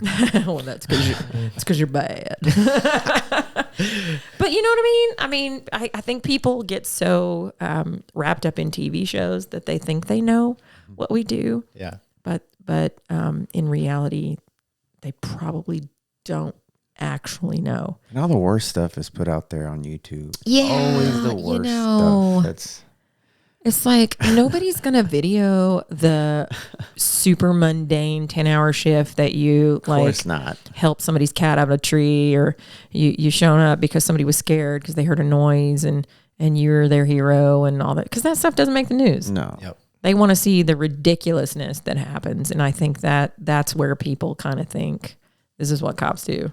Yep. It's not. And so we've got to have that base. I need you to have upper body strength, lower body strength, and cardiovascular conditioning. And it's not because we're paramilitary and we just need this. It's because if you're coming onto this department, your family, and we serve the citizens. So as a trainer, not only do I owe you my very best, but I owe the citizens my very best by holding these people accountable. So I need somebody coming in to have a base level of fitness. Okay, you don't have to be Mr. Olympia. And they know the standards. They do. Before they even try to sign up. Correct. And I think, departments across the country that don't have a minimum standard, you're only going to rise to the level of your expectations. So if your entrance exam is really low, then when you get into a training facility, you can only be expected to perform to that low standard. Right? Yeah. So you have to write a program then, that progresses them with injury prevention in mind, because we don't want to invest in you to get here and then just get injured. So part of the program, they're not just jumping in and throwing weights around. No. So that's part of the thing I want citizens to understand when they come in. Like, not only are they getting physical fitness, but there's a smart fucking design behind it. Absolutely. Yeah. When I applied for this position and ended up getting it, the first thing that the command staff came in and said, they said, I need you to rewrite the PT program. And I need you to rewrite it based on the fact that this is what we have and this is what we want. And I said, man, that ain't going to happen. Yeah, that's a pipe dream. We only got so many months of the academy. Our academy now is like 40 weeks. It's awesome. Almost a year. Yeah, that's crazy. I'm telling you, I love it. I wish training was, I just make it a year. Yeah. Make it a solid year. I love it. It gives me more time to work them up to where we need. But at the same time, you have to come in at a minimum level of fitness. Yes. So our current PT program, and it's always changing. I want citizens that are listening to this to know we are constantly changing and evolving our training, not just physically, but all of our educational stuff when certain events happen. But all of it gets looked at. So if an event happens, there are subject matter experts all over this department that look at it from all different aspects. So when we have a use of force situation, I look at the physical fitness. What can I do to help these officers improve, to make their defensive tactics better or their emotional intelligence better, something to that. We have workouts called Fight Gone Bad. Yeah. I mean, the workout is designed after one of the most... Yeah, CrossFit Camp brought that in. Yeah. I mean, we've got crazy stuff that's designed to simulate as close as it can to the struggles of a fight. And that's the biggest gripe, right? And we try Education. to train them physically in high levels of of physical stress. We can control that. We can get your physical stress up by putting you into high intensity workouts. Yeah. You know, that kind of put your body mimicking to where, you know, maybe you get loss of fine motor skills and your decision making gets, you know, thrown all over the place. But so we do that. But our current training program, the way I rewrote it, I was like, okay, so you want me to get them here and you don't want to lose anybody to injury and you want me to graduate everybody that starts day one. And they were like, yep. I'm not a magician. I was like, oh, okay, let's see what we can do. So, you know, the program we had before was great. It just needed a little tweaking. Yeah. And again, constantly evolving based on what we get. If I'm training you personally, I would do assessments on you first. I would bring you in, ask you what your goal is. We know what the goal is. The goal is to get to the end of the academy, graduate, and do it safely without injury, right? And to be able to perform and survive our control tactics program. You know what my first question would be? Do I gotta take off my shirt? Yes. Yes, you do. Never mind. Take off my shirt. Dang it. I'm a t-shirt That's swimmer. okay. Centennial's in my office all the time. Hey, what do you think this is? I'm like, dude, put your shirt on. You visited Mexico again, didn't you? Go eat. Yeah. Get out of here. Bring me a sandwich. Yeah. So, you know, so, okay. So how are we going to do that? So I'm sitting down, I'm looking at it. I'm like, oh, dear Lord, help me, Jesus. Right. So, so the way it's written, we go through an assessment phase, a 3-week assessment, 3 to 4 weeks, depending on when we have our CQSD. So it's an assessment phase. So we do 3 different assessments. We do what we call our day one, which is our physical agility test, PAT. They run 2 miles at their own pace to see where they're at. Okay. And then they do push-ups to failure and sit-ups to failure. So we have a baseline number as to where they are. Okay. No time limit, no amount of push-ups, no amount of sit-ups. Push-ups are to failure, sit-ups are 1 minute.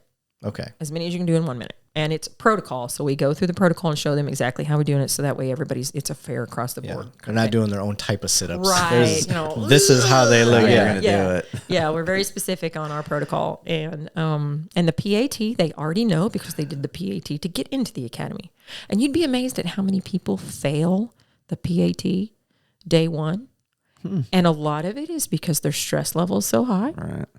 Or they did it for entrance 2 months ago and they just haven't done a dang thing since the day they start. Or the more rare, what happens, they come in after drinking 2 Red Bulls and some pre-workout Oh, God. because they wanted as much energy for the beginning. And 'cause they just crash. And they just, oh man, Yeah. that kid threw up everywhere. He was Yeah. shaking. I thought he was having like a diabetic episode type thing. Yeah. And I'm like, yeah.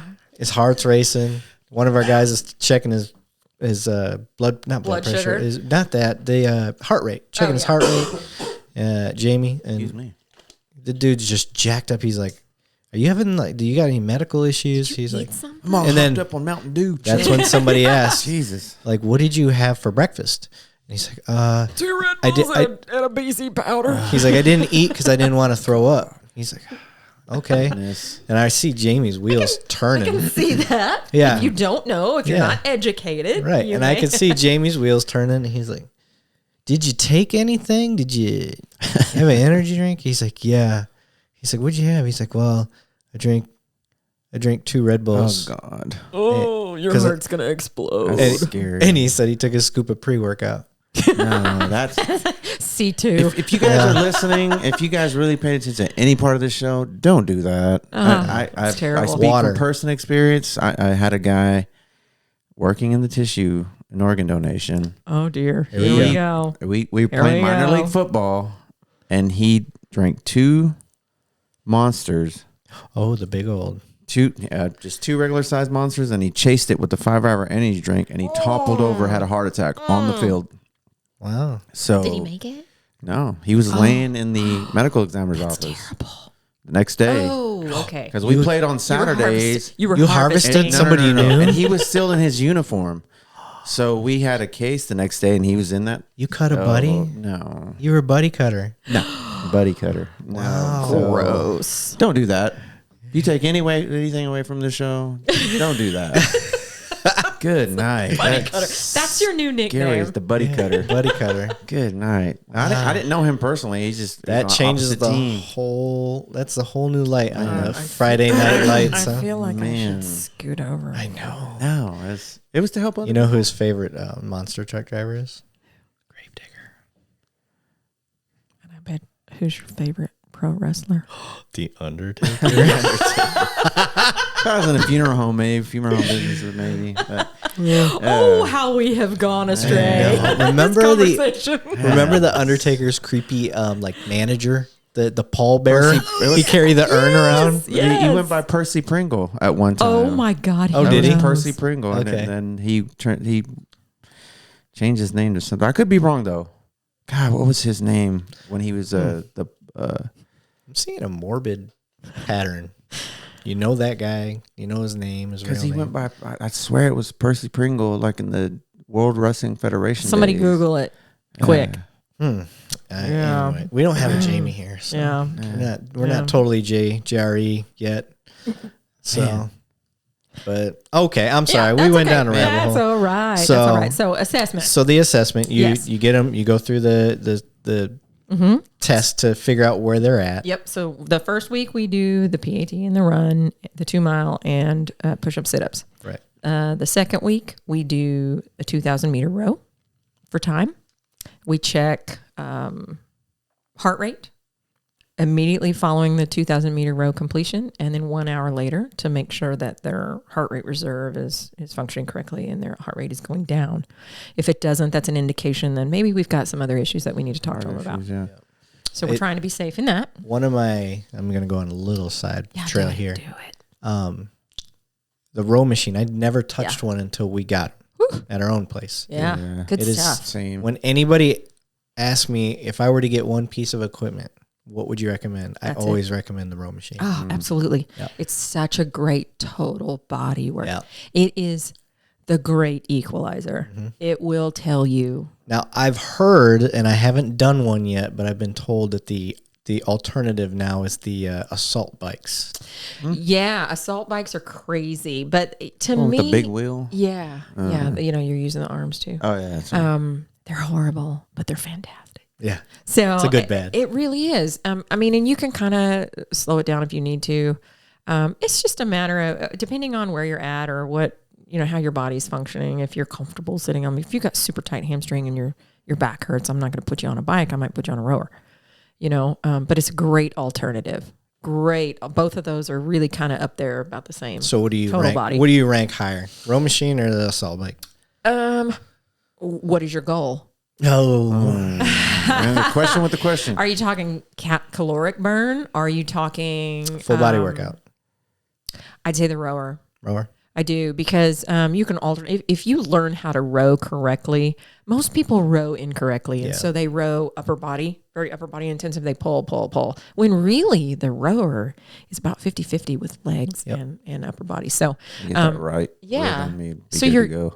you're getting that explosive leg movement, and then you're transferring into that upper body. So are they still? We're still doing. I think we talked about this. The place at Hughley that you have to go for the physical test. Yeah. Are they still doing that? Wait, They is that are- for your guys' health insurance? It's literally No. Before you for the get pre-employment. for the pre-employment. oh, Yeah.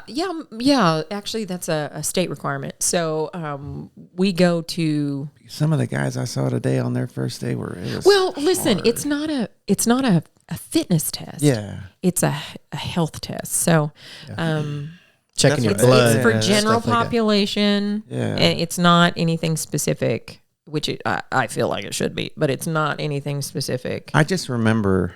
I mean, it's the same test that you would take if you had a pre-physical for like Walmart.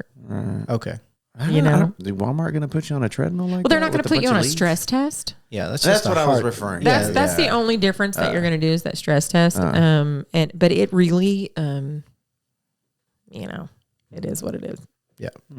Okay, so So we do the rower, 2,000 meter for time. Yep. And we record everything. And then the third week we do the Cooper test. So they're running the 1.5 to 300 meter sprint, the vertical jump, push-ups, and sit-ups for time again.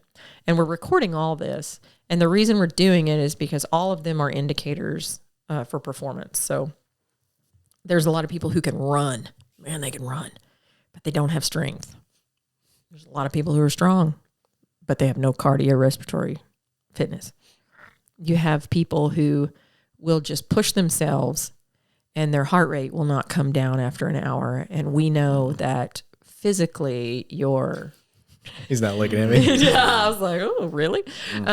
He's like, shut up. You know, so, I mean, it's like the Air Force, right? Yeah. You know, you'd have that annual run and people would come out there and run and then have a heart attack 2 weeks later, right? Or immediately following because they just wouldn't do anything all year. And then all of a sudden just run. Yep. They can just kill themselves doing it, literally.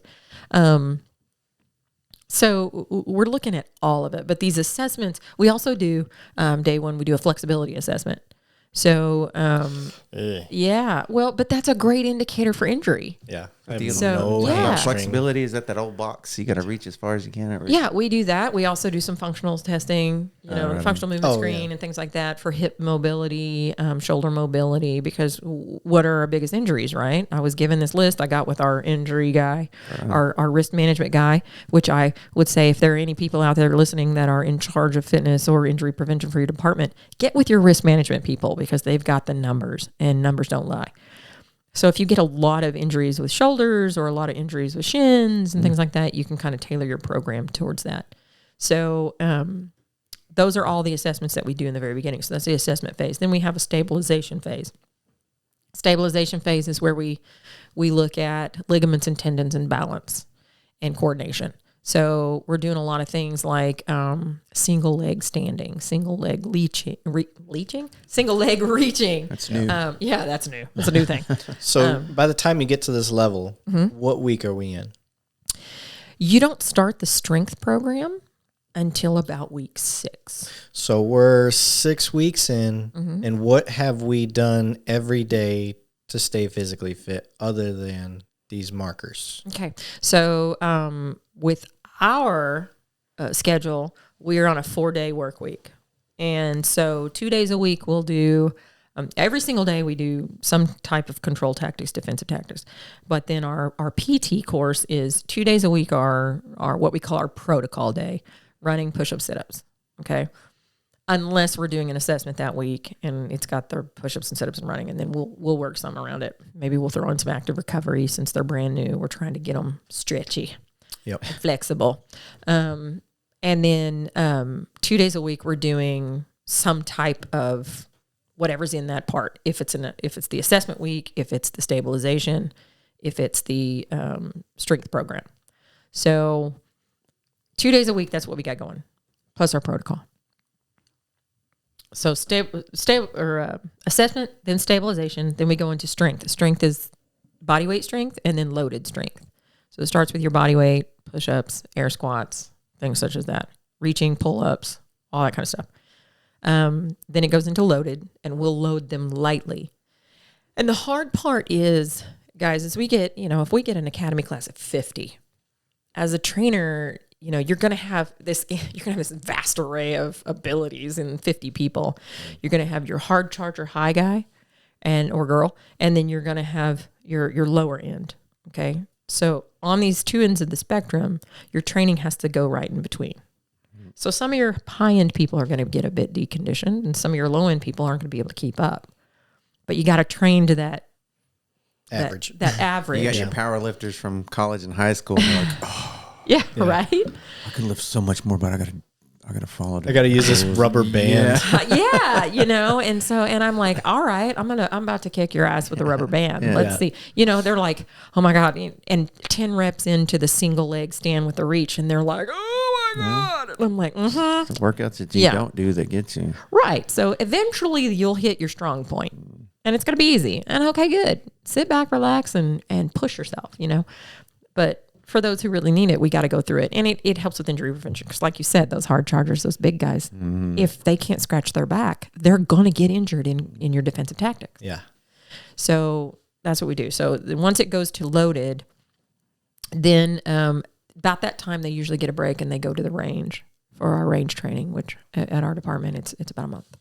Yeah. And then they think they're getting a break, but we keep them on a body weight program. It's just body weight and conditioning, because functionally that's what you need, body weight and conditioning.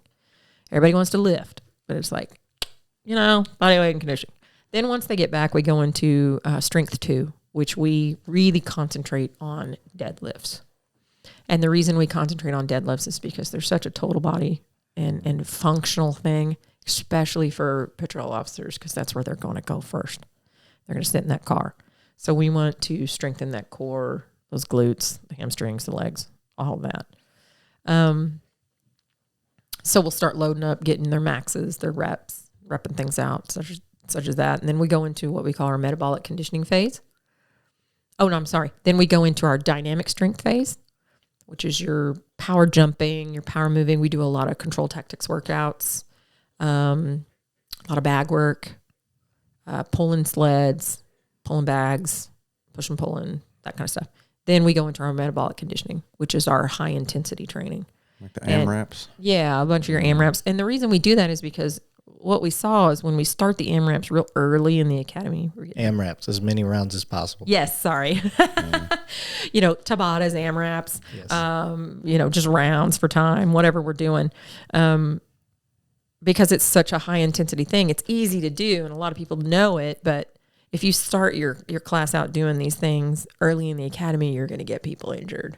So we wait, and that way, everything that they're doing in this metabolic conditioning phase, they've done. They're, we've strengthened them up throughout the whole thing. So when they get there, they're durable.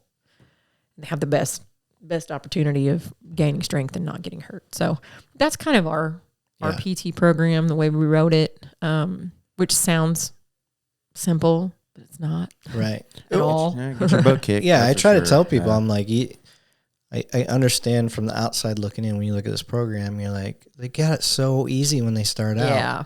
Yeah. But you got to understand, like, you have all ranges of fitness coming in. Mm-hmm.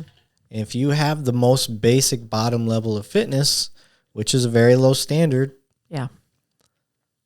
you've got to condition them so they don't get injured. Right. And that's how this program's designed. It's Right. designed to get you through the academy without injury, which is ultimately the best. Right. And by the time you get done, you've got such a great base built up. It's a different standard Yeah. for yourself. Yep. And now you can build upon that, because just because you're done with the academy, the thing that the progressive academies teach you is this is the start. Right. Mm-hmm. Now it's on you. Right. Now we just need you to maintain. Now we got to get you to maintain. We're going to help you along the way, at least Yeah. the progressive places. We're going to keep helping you. We're going to keep offering things. We're going to keep showing you how, giving you Yeah. different looks, find out what works for you, for your schedule, things of that nature. Yeah. Can that improve even with the progressive places? I think they can. Oh yeah, sure. One of the ideas I had, I don't know if you heard this show, but I think you get rid of the PAT incentive and you put that towards a mandatory 2-year blue belt training. And then after that, you go over to the PAT and you get your incentive pay for that. Now I see what you're saying. Now you can keep using that incentive Yeah. pay to keep training in jiu-jitsu if you want, or do other things, whatever it is. But you have to get a blue belt within 2 years. Now, if you get injured along the way, obviously that will just get put at the end of your time. Yeah. And the jiu-jitsu places will help maintain attendance. So there's a non-bias, because they benefit, the community Right. benefits, and you're training within the community that you work for. Yeah. And jiu-jitsu instructors, they would be all about it. Oh, sure. So that was my idea, is like, put that money towards, because I guarantee any jiu-jitsu place will, sure, we'll take that $1,000 or $1,200 for the year, and we'll count that. You come twice a week, 3 times a week, whatever it is. Yeah. Twice a week's enough. For a year, for 2 years, you should have your blue belt twice a week. No problem. That's such a great idea. Because as opposed to what? Doing nothing? Yeah. Well, and I, You know what I I mean? think, we're already, people out there are probably like, oh my God, they get $1,000. That's before Yeah. taxes. And that's kind of what it's come to. Yeah. And I run that program, and I can tell you that even throwing an incentive on there, we get people that don't do it. Yeah. So I think the issue comes into play is once you set something in stone, you have to have something that's malleable and movable for later, because even right now, we've been, mandatory since 2009. Okay. the officers that were officers before that date are not. They're voluntary. Right? Explain what you mean Okay. mandatory. So when our department, we keep talking about our department, but I've seen several departments that have been progressive about offering these things where it's vacation days or money. When they come in and they set it, if there's an incentive, there has to be a start date. And so with our department, they negotiated that anybody who was employed before our start date, they were kind of grandfathered in and made voluntary. And so they could participate or not. They could participate and get the incentive or not participate, and there would be no nothing that would go against them. But anybody hired after that, it would be a condition of employment that they would take this annual fitness test. And there was an incentive added to it. Initially, it was we were going to pay towards your retirement, your health retirement plan, and then it became a monetary thing. Now, Yeah, because guys like me, my health, you're covered. I'm military, so Right. Well, and then there was also the other thing: how does money depreciate? 25 years from now, Yep. that money's not going to be worth half of what it is now. So, it was a smart move. They fought hard for it, and we got it. And then it became a $300 reward, and then they upped it to $1,000. And I think they did that as a negotiation tactic. yeah, To maybe not pay not as approve much somewhere else. on duty. Yeah. So it's a great thing, but at the same time, it makes it hard for me to negotiate on duty workout time. But if officers get this great opportunity to come in and take this really short job function test, which isn't even a measure of physical fitness, it's just job function, but we have to be able to move that around. Yeah, Because next year, when you're a year older and you've been at a desk for however many years, it's going to be difficult to do that test. So we've had to make some changes. So next year, I'm implementing a 2,000 meter row as an alternative test. I'm on it. And how short? What's the time frame? Any time frame? It depends on it. We're going strictly by the C2 website. So we'll be using the Concept 2 rower. So DPS has validated a test, before, so we're kind of jumping on the heels of them. Hi, DPS. They've got an amazing fitness standard.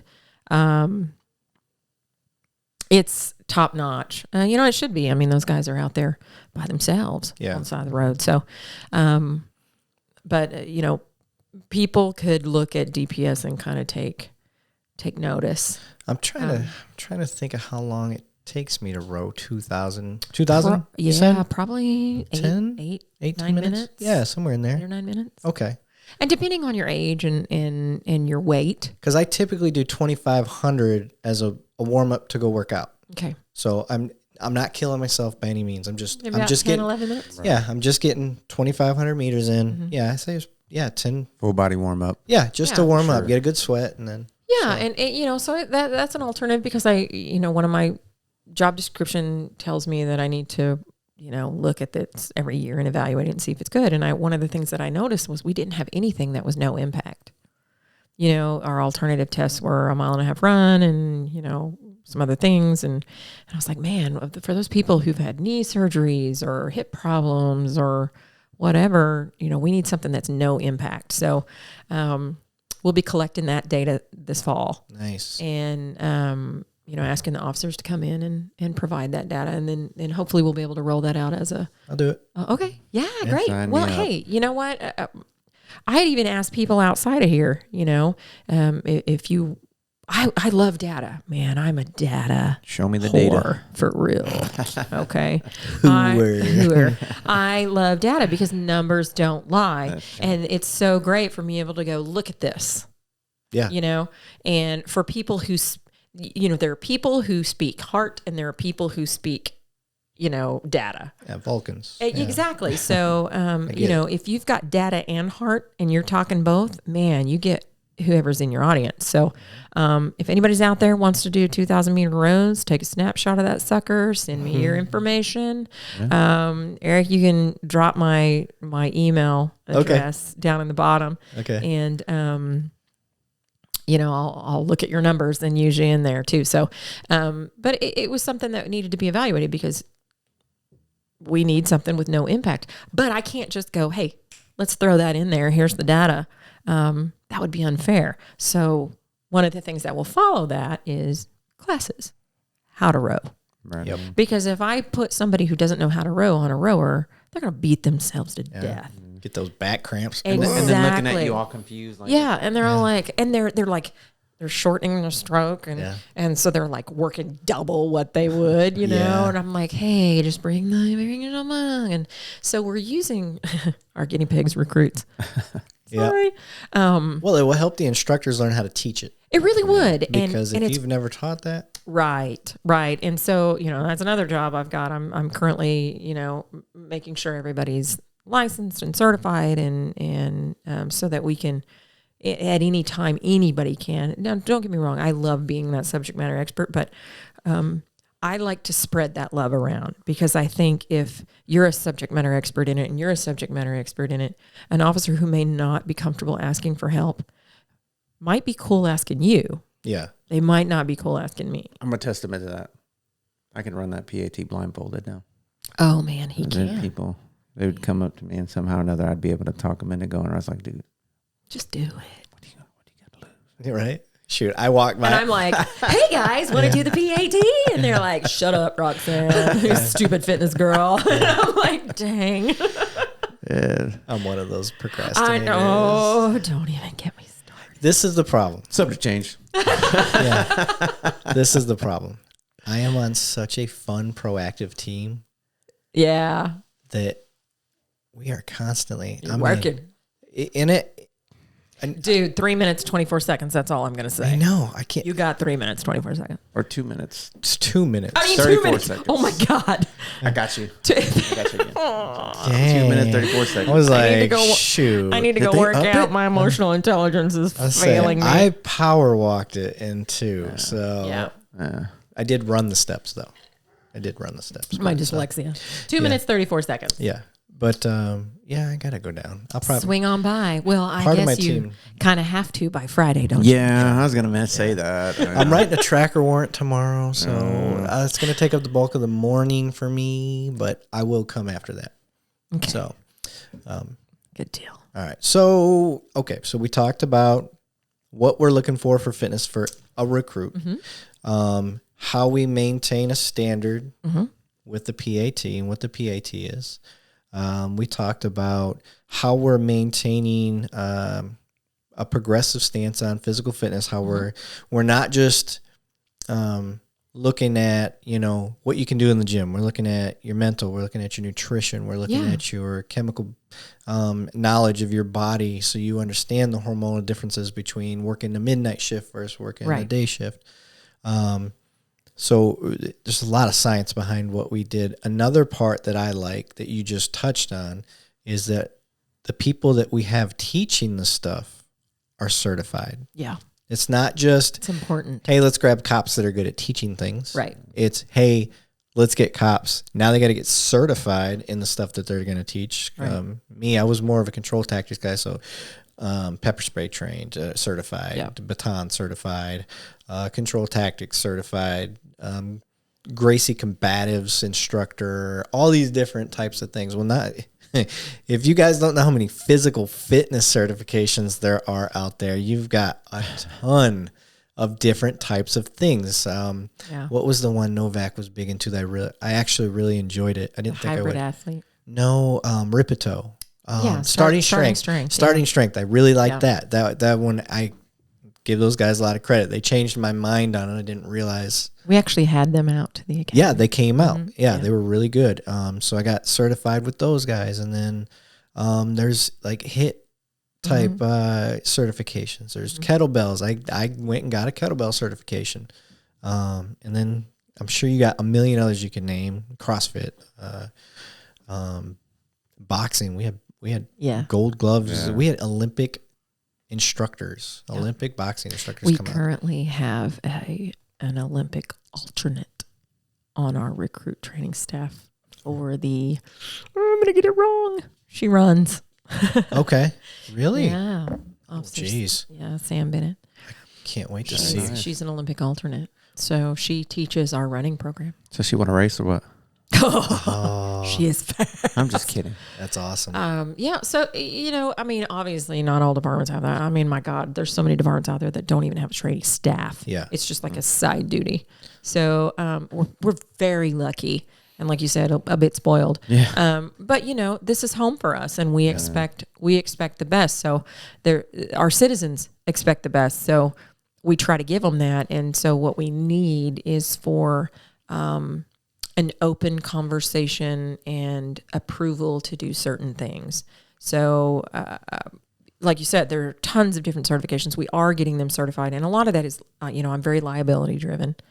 I think my TCOL stuff kind of got me that way, my instructor stuff. So, but I'm also, because I've been a trainer for so long, I know the importance of understanding the way the body works. Especially mechanics, because if you know the mechanics, then you know how to train for it. And also, even more importantly, assessments. So I should literally, Eric, I could watch you walk and be like, okay, that guy has weak this, weak that, strong this, strong that, upper cross center, lower cross center, all different kinds of things, a slight limp, maybe half an inch lower, he needs an adjustment, we need to work on this, whatever. I'm going to be real self-conscious walking around, Roxanne. Don't look at me. Hey, well, it's so funny because we're starting to get more and more people that are reaching out, and it really excites me because it allows me to do some things. And, obviously I'm constantly learning. I'm a believer in constant learning. And so I'm, somebody will say something. I'm like, I don't know. Let me look at it or call somebody, because I've got this plethora of trainer network that I call, and hey, let me bend your ear on this. And I have literally been able to help people. Hey, I'm hurting so bad. Well, let's try this. Let's strengthen this. What are you doing here? What are you doing that? So, but it's because of assessments. Yeah. Like I literally will walk up to one of the instructors and I'm like, hey, how's your back? He's like, man, it kind of does hurt. And I'm like, I know, I can tell by the way you're walking. Yeah. And the body whisperer. I learned it with running. I learned the gait and how I could tell the difference between a heel striker, forefoot, all that stuff. And I look at them like, you get shin splints, don't you? Yeah. Because they're driving their heels into the ground like crazy. Or they're stepping out too far or something. Yeah. So I get it. So that's, the instructors that we have, they're great, top notch. And on the physical side of it, it's just nice to have that training and certification. That way you get the formal stuff that has the assessment training. It has because they can work out all day and write programs, but you really need to know the liability side of it, the assessment piece of it, the contraindications that go with training. And to do that for an academy class, 55 people is hard to do, but you've got to. I think if you don't, you're setting yourself up. So, the first week of the academy, I'm just like, and I'm talking to our athletic trainer and I'm like, yo, can you help this kid? He can't even touch his toes or he can't even sit up. He cross-legged has to put his hands behind his back because he can't even sit up. I mean, and that happens a lot. This gamer, generation. Yep. Nothing wrong with it. And I like some gaming too, but I mean, that's what happens. That's what happens. It's not their fault. Mm-hmm. They've just never been shown how to do it or how to fix it. Yeah. So I like to thank my great posture to being in band for so long. Well, look at me. I'm just all like, I did choir. Here, yeah. But Eric sit. makes me talking in the microphone. I do. Sorry. And it sucks because I don't have another computer chair yet. I still That's have okay. I got to get one. I could talk about this stuff all day. But, okay. So I got two more questions before I want to flip topics on you. One, if you were to try to help all the other agencies around the board, like that are struggling to even get a program started, what basic way would you tell them, like, here's what you need to look at, this is the direction you should go? Yeah. And then two, what would be your final buy-in for the citizens listening? Like, here's why we do this. Yeah. I get that phone call at least once a month. A department asking me, how do you do it? What did you do? How did you get this program done? Or how do you teach, your recruits? How do you do that group fitness thing and get where we're going? I'd say the best way for departments to work it is the almighty dollar. Okay. City governments, county governments, government in general, unless you're private sector, well, even private sector, you're looking at the in dollar. So how do we combat that? You look at risk management. Okay. You go through loss work time, looking at workers' comp. What are you paying out in insurance? What is your injury ratio? How much you paying out in surgeries? How much you paying out in just whatever, doctor visits? How long your officers stay in the field? Exactly. Yeah. What your bottom dollar loss is, because think about it. If you have one officer, let's say you're at a department of 14, when a department of 18 has 5 or 10 officers on light duty or limited duty or O days even, you feel it, but you don't really feel it. Yeah. Okay. But you get a department of 14 and one guy goes out. We got an issue. Yeah. Right? So go through your risk management. Take the time to ask for that data, okay? Because city government doesn't speak with our city government, speaks with data and dollars. So look at your risk management. Look at what you're losing. Then figure out what your goal is. And if you're wanting to mitigate injury, if you're wanting to help with mental health, if you're wanting to raise morale, whatever it is, you have to speak their language. So understanding your own city government is important, or whatever the purse strings are, understanding what's important to them. If pleasing the citizens is what's important to them, then, go at it from a standpoint of, well, how are we going to please the citizens if we've got people off work? If because of injury, we've got longer response times. Yeah. So go at it that aspect, and then look at what can you do to help that. You can't just say, hey, we need a program. You need to have something written for them. You need to have a plan, and then you need to have a contingency plan, a backup plan when they say no to that one. Yep. And have it all listed out. This is what it'll cost, but be smart. You can't go in a lot of places and say, hey, I want this top-notch fitness facility. Like ours is amazing. Okay. But there's still so much I can't wait to do it. I'm just waiting for our annual fitness to be over, and then I'm about to pimp it out. Nice. But, another thing I'm doing slowly is going to each of the sectors and taking an audit of what's in there. So that's what they need to do as well. They need to look at what they already have and what they need to reach that goal. If they need to bring a fitness expert on staff, do it. If you need to certify one of your people, do it. But understand, if you certify one of your people, they need to be available. So if you get a department of 14 and you just make this an extra duty for somebody, it's probably going to fall by the wayside. Yeah. So, find out what it costs, find out what it'll take. And if you don't have time or the experience to write a program, hire somebody. Spend that money on getting an expert to write it. Or call me. I'll help you, walk you through it. Yeah. I would love that. Oh my gosh, if it makes me so happy when a department calls and says, man, we did this. And I'm like, yes. Yeah. Because it doesn't just benefit my brothers and sisters, in policing, but it also benefits completely. Even though you may not be able to quantify it or see it, it benefits your citizens. Yep. And so if I could say a buy-in for the citizens, I would say understand that. Okay. Understand that as a citizen, it's really easy. And I'm not knocking them, because I get it. Because I have these conversations with my family all the time. And it's really easy to look back and kind of, look at what social media tells you and not know the whole story of what happens in your own department, in your area. Understand that there's always a process behind the doors. How do you get involved in that process? Well, you make a few phone calls.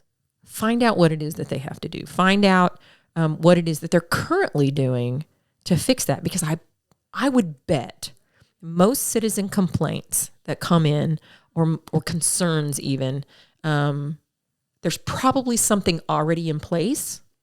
It either just hasn't come to fruition because, number one, it hasn't been made a priority and we don't have the money for it. Or number two, maybe we haven't really thought about it that way. Yeah. Hey, Different perspective. that's awesome. Yeah. You know, let's see what we can do with it.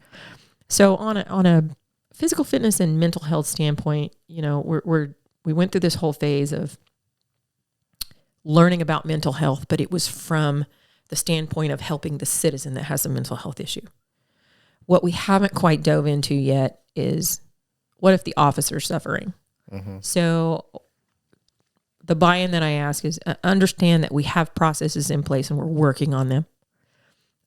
If you have an idea, reach out to the people in your departments and ask what are you doing and how can we help? And sometimes your input is what we need. And, you know, like you went back to the course critiques. Yeah. Maybe we just need somebody to say, hey, this is working, but this isn't. Yep. Or, hey, I had this great idea. And because in most police departments, what happens is something goes wrong and then we change all these policies, right? But it's something went wrong because something didn't get looked at or massaged over time. Yeah. You know what I mean? Yeah. So if they could just provide a little grace and understand that we have a process in place in most places across the country, we do. A lot of times we're in the same situation they were. I'd love to go to the Bahamas every weekend, but I don't have the money, right? Well, we would love to put into place all kinds of training, but maybe we don't have the money. Yeah. So, you know, speak up and tell them that that's a priority. And, but again, I will go back to, you can't expect an officer who has is in a bad mental position because they have poor physical health or for whatever reason they're in a bad mental position to make those decisions all the time. Yeah. That aren't, you know, modified. So, and one guaranteed surefire way to help an officer's mental health is through physical fitness, physical activity, science. And I think it's one of those things like if you have poor physical health and you had great mental health, but the poor physical health is draining, now the mental health goes down. Right. Or vice versa. You have peak physical health and something triggers and the mental health goes down. Well, now that comes down with it. So They're directly related. yeah, they're hand in hand. And I think it's important. One of the things I like to point out to people, I'm like, one of the arguments I made that I championed for was the outer vest carriers. Like I was remember, like, listen, I said, hey, look at what I'm not concerned how they look. I'm concerned how they help you physically, your physical health. Yeah. Because our biggest issues, sciatica issues, lower back pain, all that stuff. Because all that belt weight. Shifting of the hips, sitting in the car with one, side tilted. So people don't wear their seatbelts. Right. So you got all these factors. You put an outer vest carry on, you distribute the weight evenly, get it off the hips. It's not just that the officer is healthier, he lasts longer in a shift, in the position. Yeah. You take an officer and you put that vest on him and now he's in patrol 5 years longer. Yeah. Like that's the big picture. Yeah. Like that's the big goal. They stay cooler. They stay happier. Yeah. Because they've got options. They're not stuck. Nobody wants to be stuck. Yeah. If you work in Texas and you're stuck in a sweatsuit with a vest, at the time that's all you had. Well, and it's a priority thing. But times have changed. Yeah. So, it was a great step to allow officers to do it. Yep. But you're allowing officers to do it at their own cost. Yeah. So you have officers that would greatly benefit from that who are unable to do it. Because I think people think we get paid like crazy. Yeah. I mean, now, don't get me wrong. I'm very thankful for my job and what we get paid here, in this area. But, because I've been to departments where they don't give them anything. Here's some bullets. Yeah. Okay, thanks. And then they got to buy everything. But, if that's going to help an officer's health and in turn help their mental health, which in turn helps them help the citizen. Why not do it? Why not do it? Yeah. I mean, let's follow the money. Yeah. I'm with you. I'm going to stop there before I get fired. We in no way represent the department that we work for on this show. We were here just speaking our own truths. Well, yeah, and it, like I said, I travel all over, so I see it. It's not a problem in just one place. It is literally nationwide. Yeah. Okay. Well, I think we've hit on the fitness side. Now, I want you. Let's end it with you talking about your Safariland stuff. What you do for women in law enforcement across the country. What it's designed to do, its purpose, how it's benefiting, the whole women power thing. I'm with it. I love it. You get your Clydesdales like camper out there. So big girl. Yeah. So tell people what you do with that and how it's helping. Yeah. So I was approached about 6 years ago by a retired officer who I respect greatly, Dorsa Metter. And she's like a 5 or 6 time national champion 3-gun. I mean, she's ridiculous. She can shoot. 3-gun? Oh my gosh. Really? That woman can shoot everything. Like she splits a business card in half and upside down and backwards. Like she can split it. What was her name? Remember the old country cowgirl? Oh, she used to do that at like circuses and stuff. Yeah, I don't remember her name. Was it Oakley Annie? Annie Oakley. Annie Oakley. Oakley Annie. Oakley. Annie Oakley. Oklahoma Annie. I don't know. Man. Yeah, I mean, so, but she was the range master where we were, and at first she called me. She was like, "Hey, I'm doing this class for Safariland Training Group, and it's a female officer survival school." And I was like, "Female officer survival school?" And she was like, "Yeah, so it's all female." I'm like, I don't know. Dumb. Yeah, I was like, what are we going to do? A pillow fight? I mean, it was, no. And we get those questions and comments all the time. No, but I was old school and I'm like, why do we need a female only class? What are they worried about working out with guys, or doing DT with guys? They need to be doing, I was like, they need to be doing DT with guys because that's who they're going to be fighting and blah. And I still believe that. But I thought, you know what? I want to get paid. Sure. I that'll be fun. I'll be the DT side of it. And at the time I was a DT instructor. Now we're CT. It's been that long since I was an instructor at our department, but that's not my passion right now. So I was like, okay, I'll try this out. We went and did our first class. I started researching because me, I'm a researcher, and I started looking at the class and writing the lesson plan. She was like, "Hey, can you write the lesson plan too?" I was like, I knew there was a catch. So yeah, so I started. Yeah, so it was. We open up the class with, and there's probably several women out there that have taken this class. I guess that we open it up with why. Why an all-female class? And so I was like, I had all these ideas about why, and, but then I started really researching it, and I found this really interesting Harvard study that talked about how the gender of an instructor affects a class. And it talked about how when the class was male and female, and it had a male instructor, the men were more likely to ask questions and the women didn't. Okay. And then when it was a female instructor, same class, same everything, the women were more likely, a large percentage, I don't know exactly, I can't remember, but asked questions. And I thought, well, that's weird, but I get it. They're comfortable and maybe they just kind of relate to the female. And I thought, well, maybe that's got some validity to it. Let's talk about that during that class. So during the class, we break down the gender and it's just gender norms. It's not like specific to any one thing, but it's just like the general norms. Like, men have better this and, women have better night vision, blah, blah, blah, blah, blah, blah, blah. And I always hurt some women's feelings because I always, do the science where, hey guys, men are about 30% stronger than women. Let's just get real. Yeah. Okay. Sorry. Don't mean to hurt your feelings, but you have to know your strengths and your weaknesses so that you can work around them. It's not to say there is. Oh my God. You put guys that are Tiffany Bunton. Good Lord. Yeah. Right. Or guys who are teeny tiny, young, or they're just deconditioned and they're not strong enough. So, whatever the reason, it's just a generalization so that going into it, I need to work more with tactics rather than with strength. So then we talk about why a female class. We talk about that Harvard study and in that, you know, we want you to ask questions because as women, we also understand that when you ask questions, you're not challenging the instructor. You just want to know all the whys.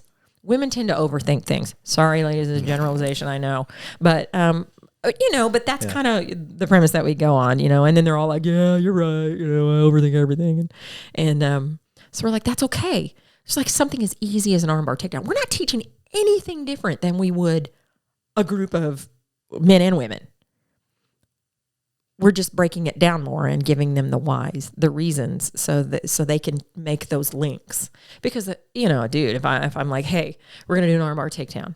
I want you to, you know, stretch that arm out and pin it to your hip. And then I want you to, behind that elbow, using that elbow, I want you to, you know, punch in and down, whatever. Yeah. Okay. You're going to be like, okay, put them on the ground. Got it. You know, and you're not going to Like overthink. bulls in a china shop. Right. Let's You know, do it. Yeah. and that's not a bad thing. It's just you have the ability to go, okay, cool, boom. You know, even if we're using the idea principle, okay, and which we do use in that class, by the way. I love that. And if you don't know what idea means, it's introduce, demonstrate, explain, and we use apply. Or ask questions. Yeah. So we'll introduce it. And in that introduction, it will say, oh, this is what it is. This is, you know, then we demonstrate it. We'll demonstrate it slow at first. And then we demonstrate it fast so they can see. And then we break it down again and demonstrate it slow. Yep. And then we explain it. And when I say we explain it, we explain it. And the reason for it, because they want to do their link. Because here's what happens. What I've noticed whenever I'm looking at FBI standards or I'm looking at videos from all across the country, women will send them to me and say, hey, why didn't this work? And I'm like, okay, well, you know, I wasn't there, but I could give you what I think. And so we'll break it down. Here's why. Here's why we do this. Here's why we do that. Here's why we do this. And then we show them how to use it with their strength. Because men typically, their center of gravity is up top, right in their chest. Where women's center of gravity is in their hips. So defensive tactics are taught to the masses, and the masses are typically men. Yeah. Okay. And there's nothing wrong with that. They still work. We just have to show them you can still do this same thing, but I want you to use your center of gravity, and this is what that's going to look like. So you're stronger in your hips, so let's use it. You're shorter, so let's pull them down to your level. You know, things such as that. And we explain that so that way when they, you know, we don't teach them in step 1, step 2, step 3, step 4. Because if you do that, there are a lot of people that are going to miss step 3 and then they just freeze. So we'll break it down and do all that. So we did that the first class, and I was thinking, wow, you know, this was awesome because they got out there and they rolled. And by the end of the day, I do this thing called Queen of the Ring by the last day. And Queen of the Ring. Queen of the Ring. I know, it's awesome. It's so girly. Because we have King of the Mats or whatever the hell. King of the Hill. So it's just like Queen of the Ring. And we go through a gauntlet, and it's a workout about 6 minutes, you know, that they're working out and doing some stuff. They hate it, you know, but they love it when it's over with. And it's 2 at a time, and the rest of them are surrounding. And I tell them exactly what we're going to do day 1, and they just freak out all week, you know, and stress out. And I'm like, see, is it better to know what's coming or not to know what's coming? And, you know, then we train through that stress threshold. But, and then what they do is they work out, and they come in the ring, and then I say officer, offender. And so officer is on their back, and we've stressed them out physically to see if they can still make decisions. Yeah. Okay. So I will give them instructions. Very calm and cool. All right, you're on your back. Get out of it. Yeah. And I'll tell the offender side mount, top mount, in the guard, and give them different aspects. And they are supposed to draw from what we reviewed. So it's nothing crazy. It's just basic escape moves. Yeah. And sometimes they break down and cry. And that's okay, because one of the things that we teach them early on is the way the genders handle stress. And women either cry or laugh or they shut down. And so you just described like all up to my teen years. but it's serious. So it's a validation to them that if they've ever, just busted out crying, you're not crazy. That's just how you handle stress. Did that before this episode. In Yeah. the car. Right? That makes sense. Exactly. So I'm like, all right, are you done crying? Sweet. Mount back up. Let's get this done because you're going to finish with a win. And then once they get, a couple minutes of reps and I see, they're okay, they're still with us, or they've completely freaked out. Let's calm them back down, show them that they can do it. They finish it. Boom, we're good. Then they flip. They do it the other one. And then they roll with me. Nice. So, I end up rolling with all 24 or 26 females that are in the class. Lucky. And that's where the pillow fights come in. Now, after we do our nails. Right. But it's really just kind of one of those things where I'm able to kind of whisper in their ear and say, hey, you know what? What are you doing right now? That's not working.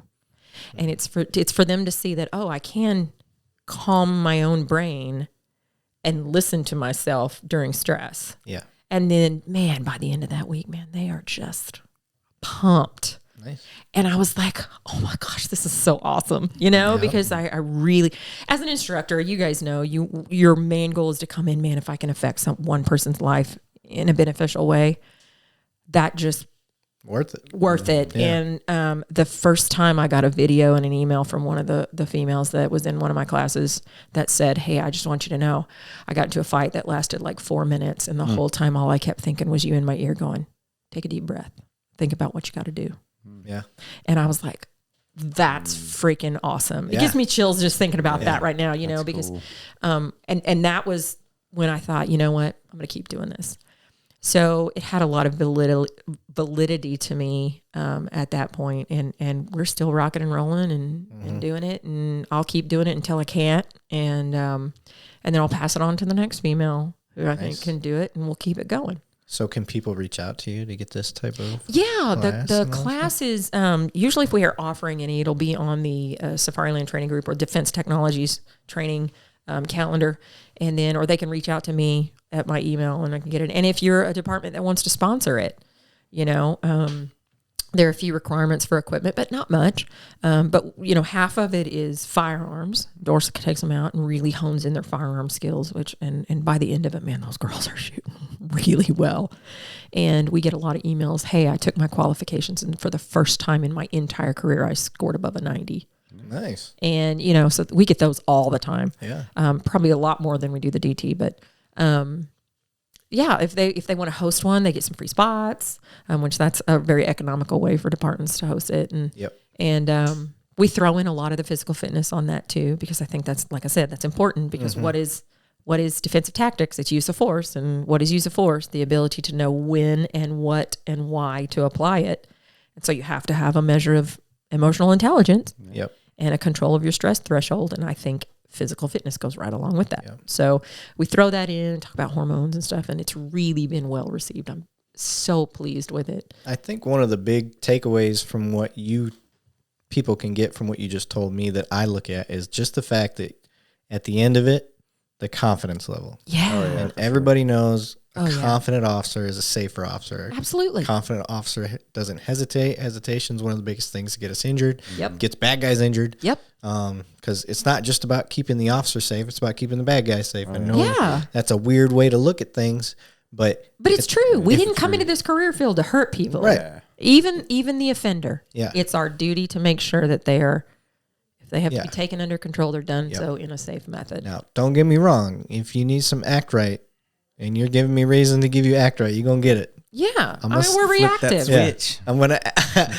I am We're going to stop. reactive, I'm yeah. going to stop as soon as you stop. Yeah. Like so, And once I get you under control, I'm going to brush it off and make sure you're okay. Yeah. See if you do need then we'll anything. get you taken care of. We'll Yeah. get your bumps and bruises taken Yep. care of. I'll get my bumps and bruises taken care of. But Eric, I think that's because you have a high level of training. So you've Yeah. trained through that stress threshold, that Yes. emotional intelligence. You've got that confidence. So when you get into those situations, you have the ability to draw, from that training Yes. without that fuzz, that stress fuzz Yeah. that people get. Yep. That's a good way to describe it. Yeah. Stress fuzz. I haven't. I Now call it Eric's gonna be television. whispering in there. Stress fuzz. Oh yeah. Oh, What's going on? some of the stuff I've whispered in there is it's been hilarious. We don't want to know. Yeah. 180 days. So one of the the recruits was funny you mentioned this. So one of the things that I'll do in the rolling portion, for anybody wondering, it's a stress test on them. It is, but, absolutely. I'll just put my hand over their mouth and nose. I do that Yeah. in the class. I got that from you. Yes. I forgot to tell you. Thank you. I won't Yeah. give away the secrets. So go ahead and tell your story. But yeah, I'll put my hand over their mouth and nose, and she mentioned it earlier. Everything's with a purpose. Yes. I'm not doing it to torture you. I'm doing Or it. to big dog. Or I am anything like trying to that. see if you're thinking through things. Not while in trainings in 10 hours. All right. So I'll put my hand over your mouth and nose, and I will allow you to move it. That's all I want to see. If you are thinking through, or you're just giving up. Yeah. Because they're a lot, freaking out. a lot of times they panic. Yeah. And then they start tapping out, trying to get themselves out of it. They're literally tapping Yeah. when they could reach up. When they could just reach up Yeah. and move the hand out of the way. And Or that's all. this is the only thing they have to do. or turn their head. That's it. Well, Turn- they've never been in that situation. Yeah. So that's why we do it. Yeah. So I'll do that, and then I'll see that they keep tapping. They're not getting it. I'll uncover their mouth. I'll You're give them a like, breath Here's a hint. real quick. Yeah. And then finally I'll whisper. Move my hand. I want to see if they're listening. That's it. Because That was creepy it's right not. Yeah. Move my hand. Yeah, it's because the auditory exclusion. Yeah, yeah, auditory exclusion is a thing during that high stress. It is. It really So is. they're not seeing straight. They're not hearing. Yeah. I almost said they're not hearing straight. Yeah, I guess they're not hearing straight. Yeah, so. that works. But that's a big thing, and so just the fact that they come out of there with all this confidence, Yeah. in itself, Yeah. makes that women's class, like it just being women, worth it. Yeah. Because now maybe they'll have the confidence to go do mixed classes or. We have a lot of them. Yeah, we have a lot of them that right now we're on Facebook. We have a we call it the FOSS for girls.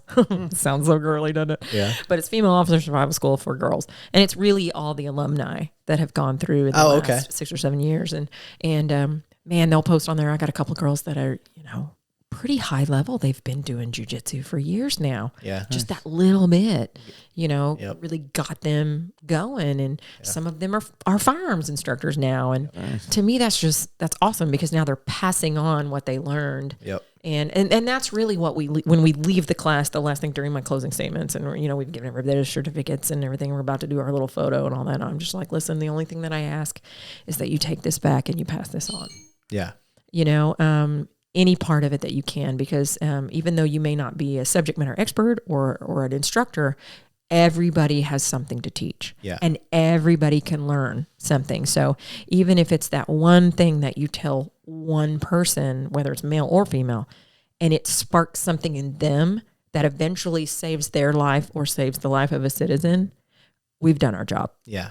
Yeah. Yeah. Brandy and Sarah Crothers got my wife to do the Did your wife come to my spouse? Yeah. I remember that. Yeah.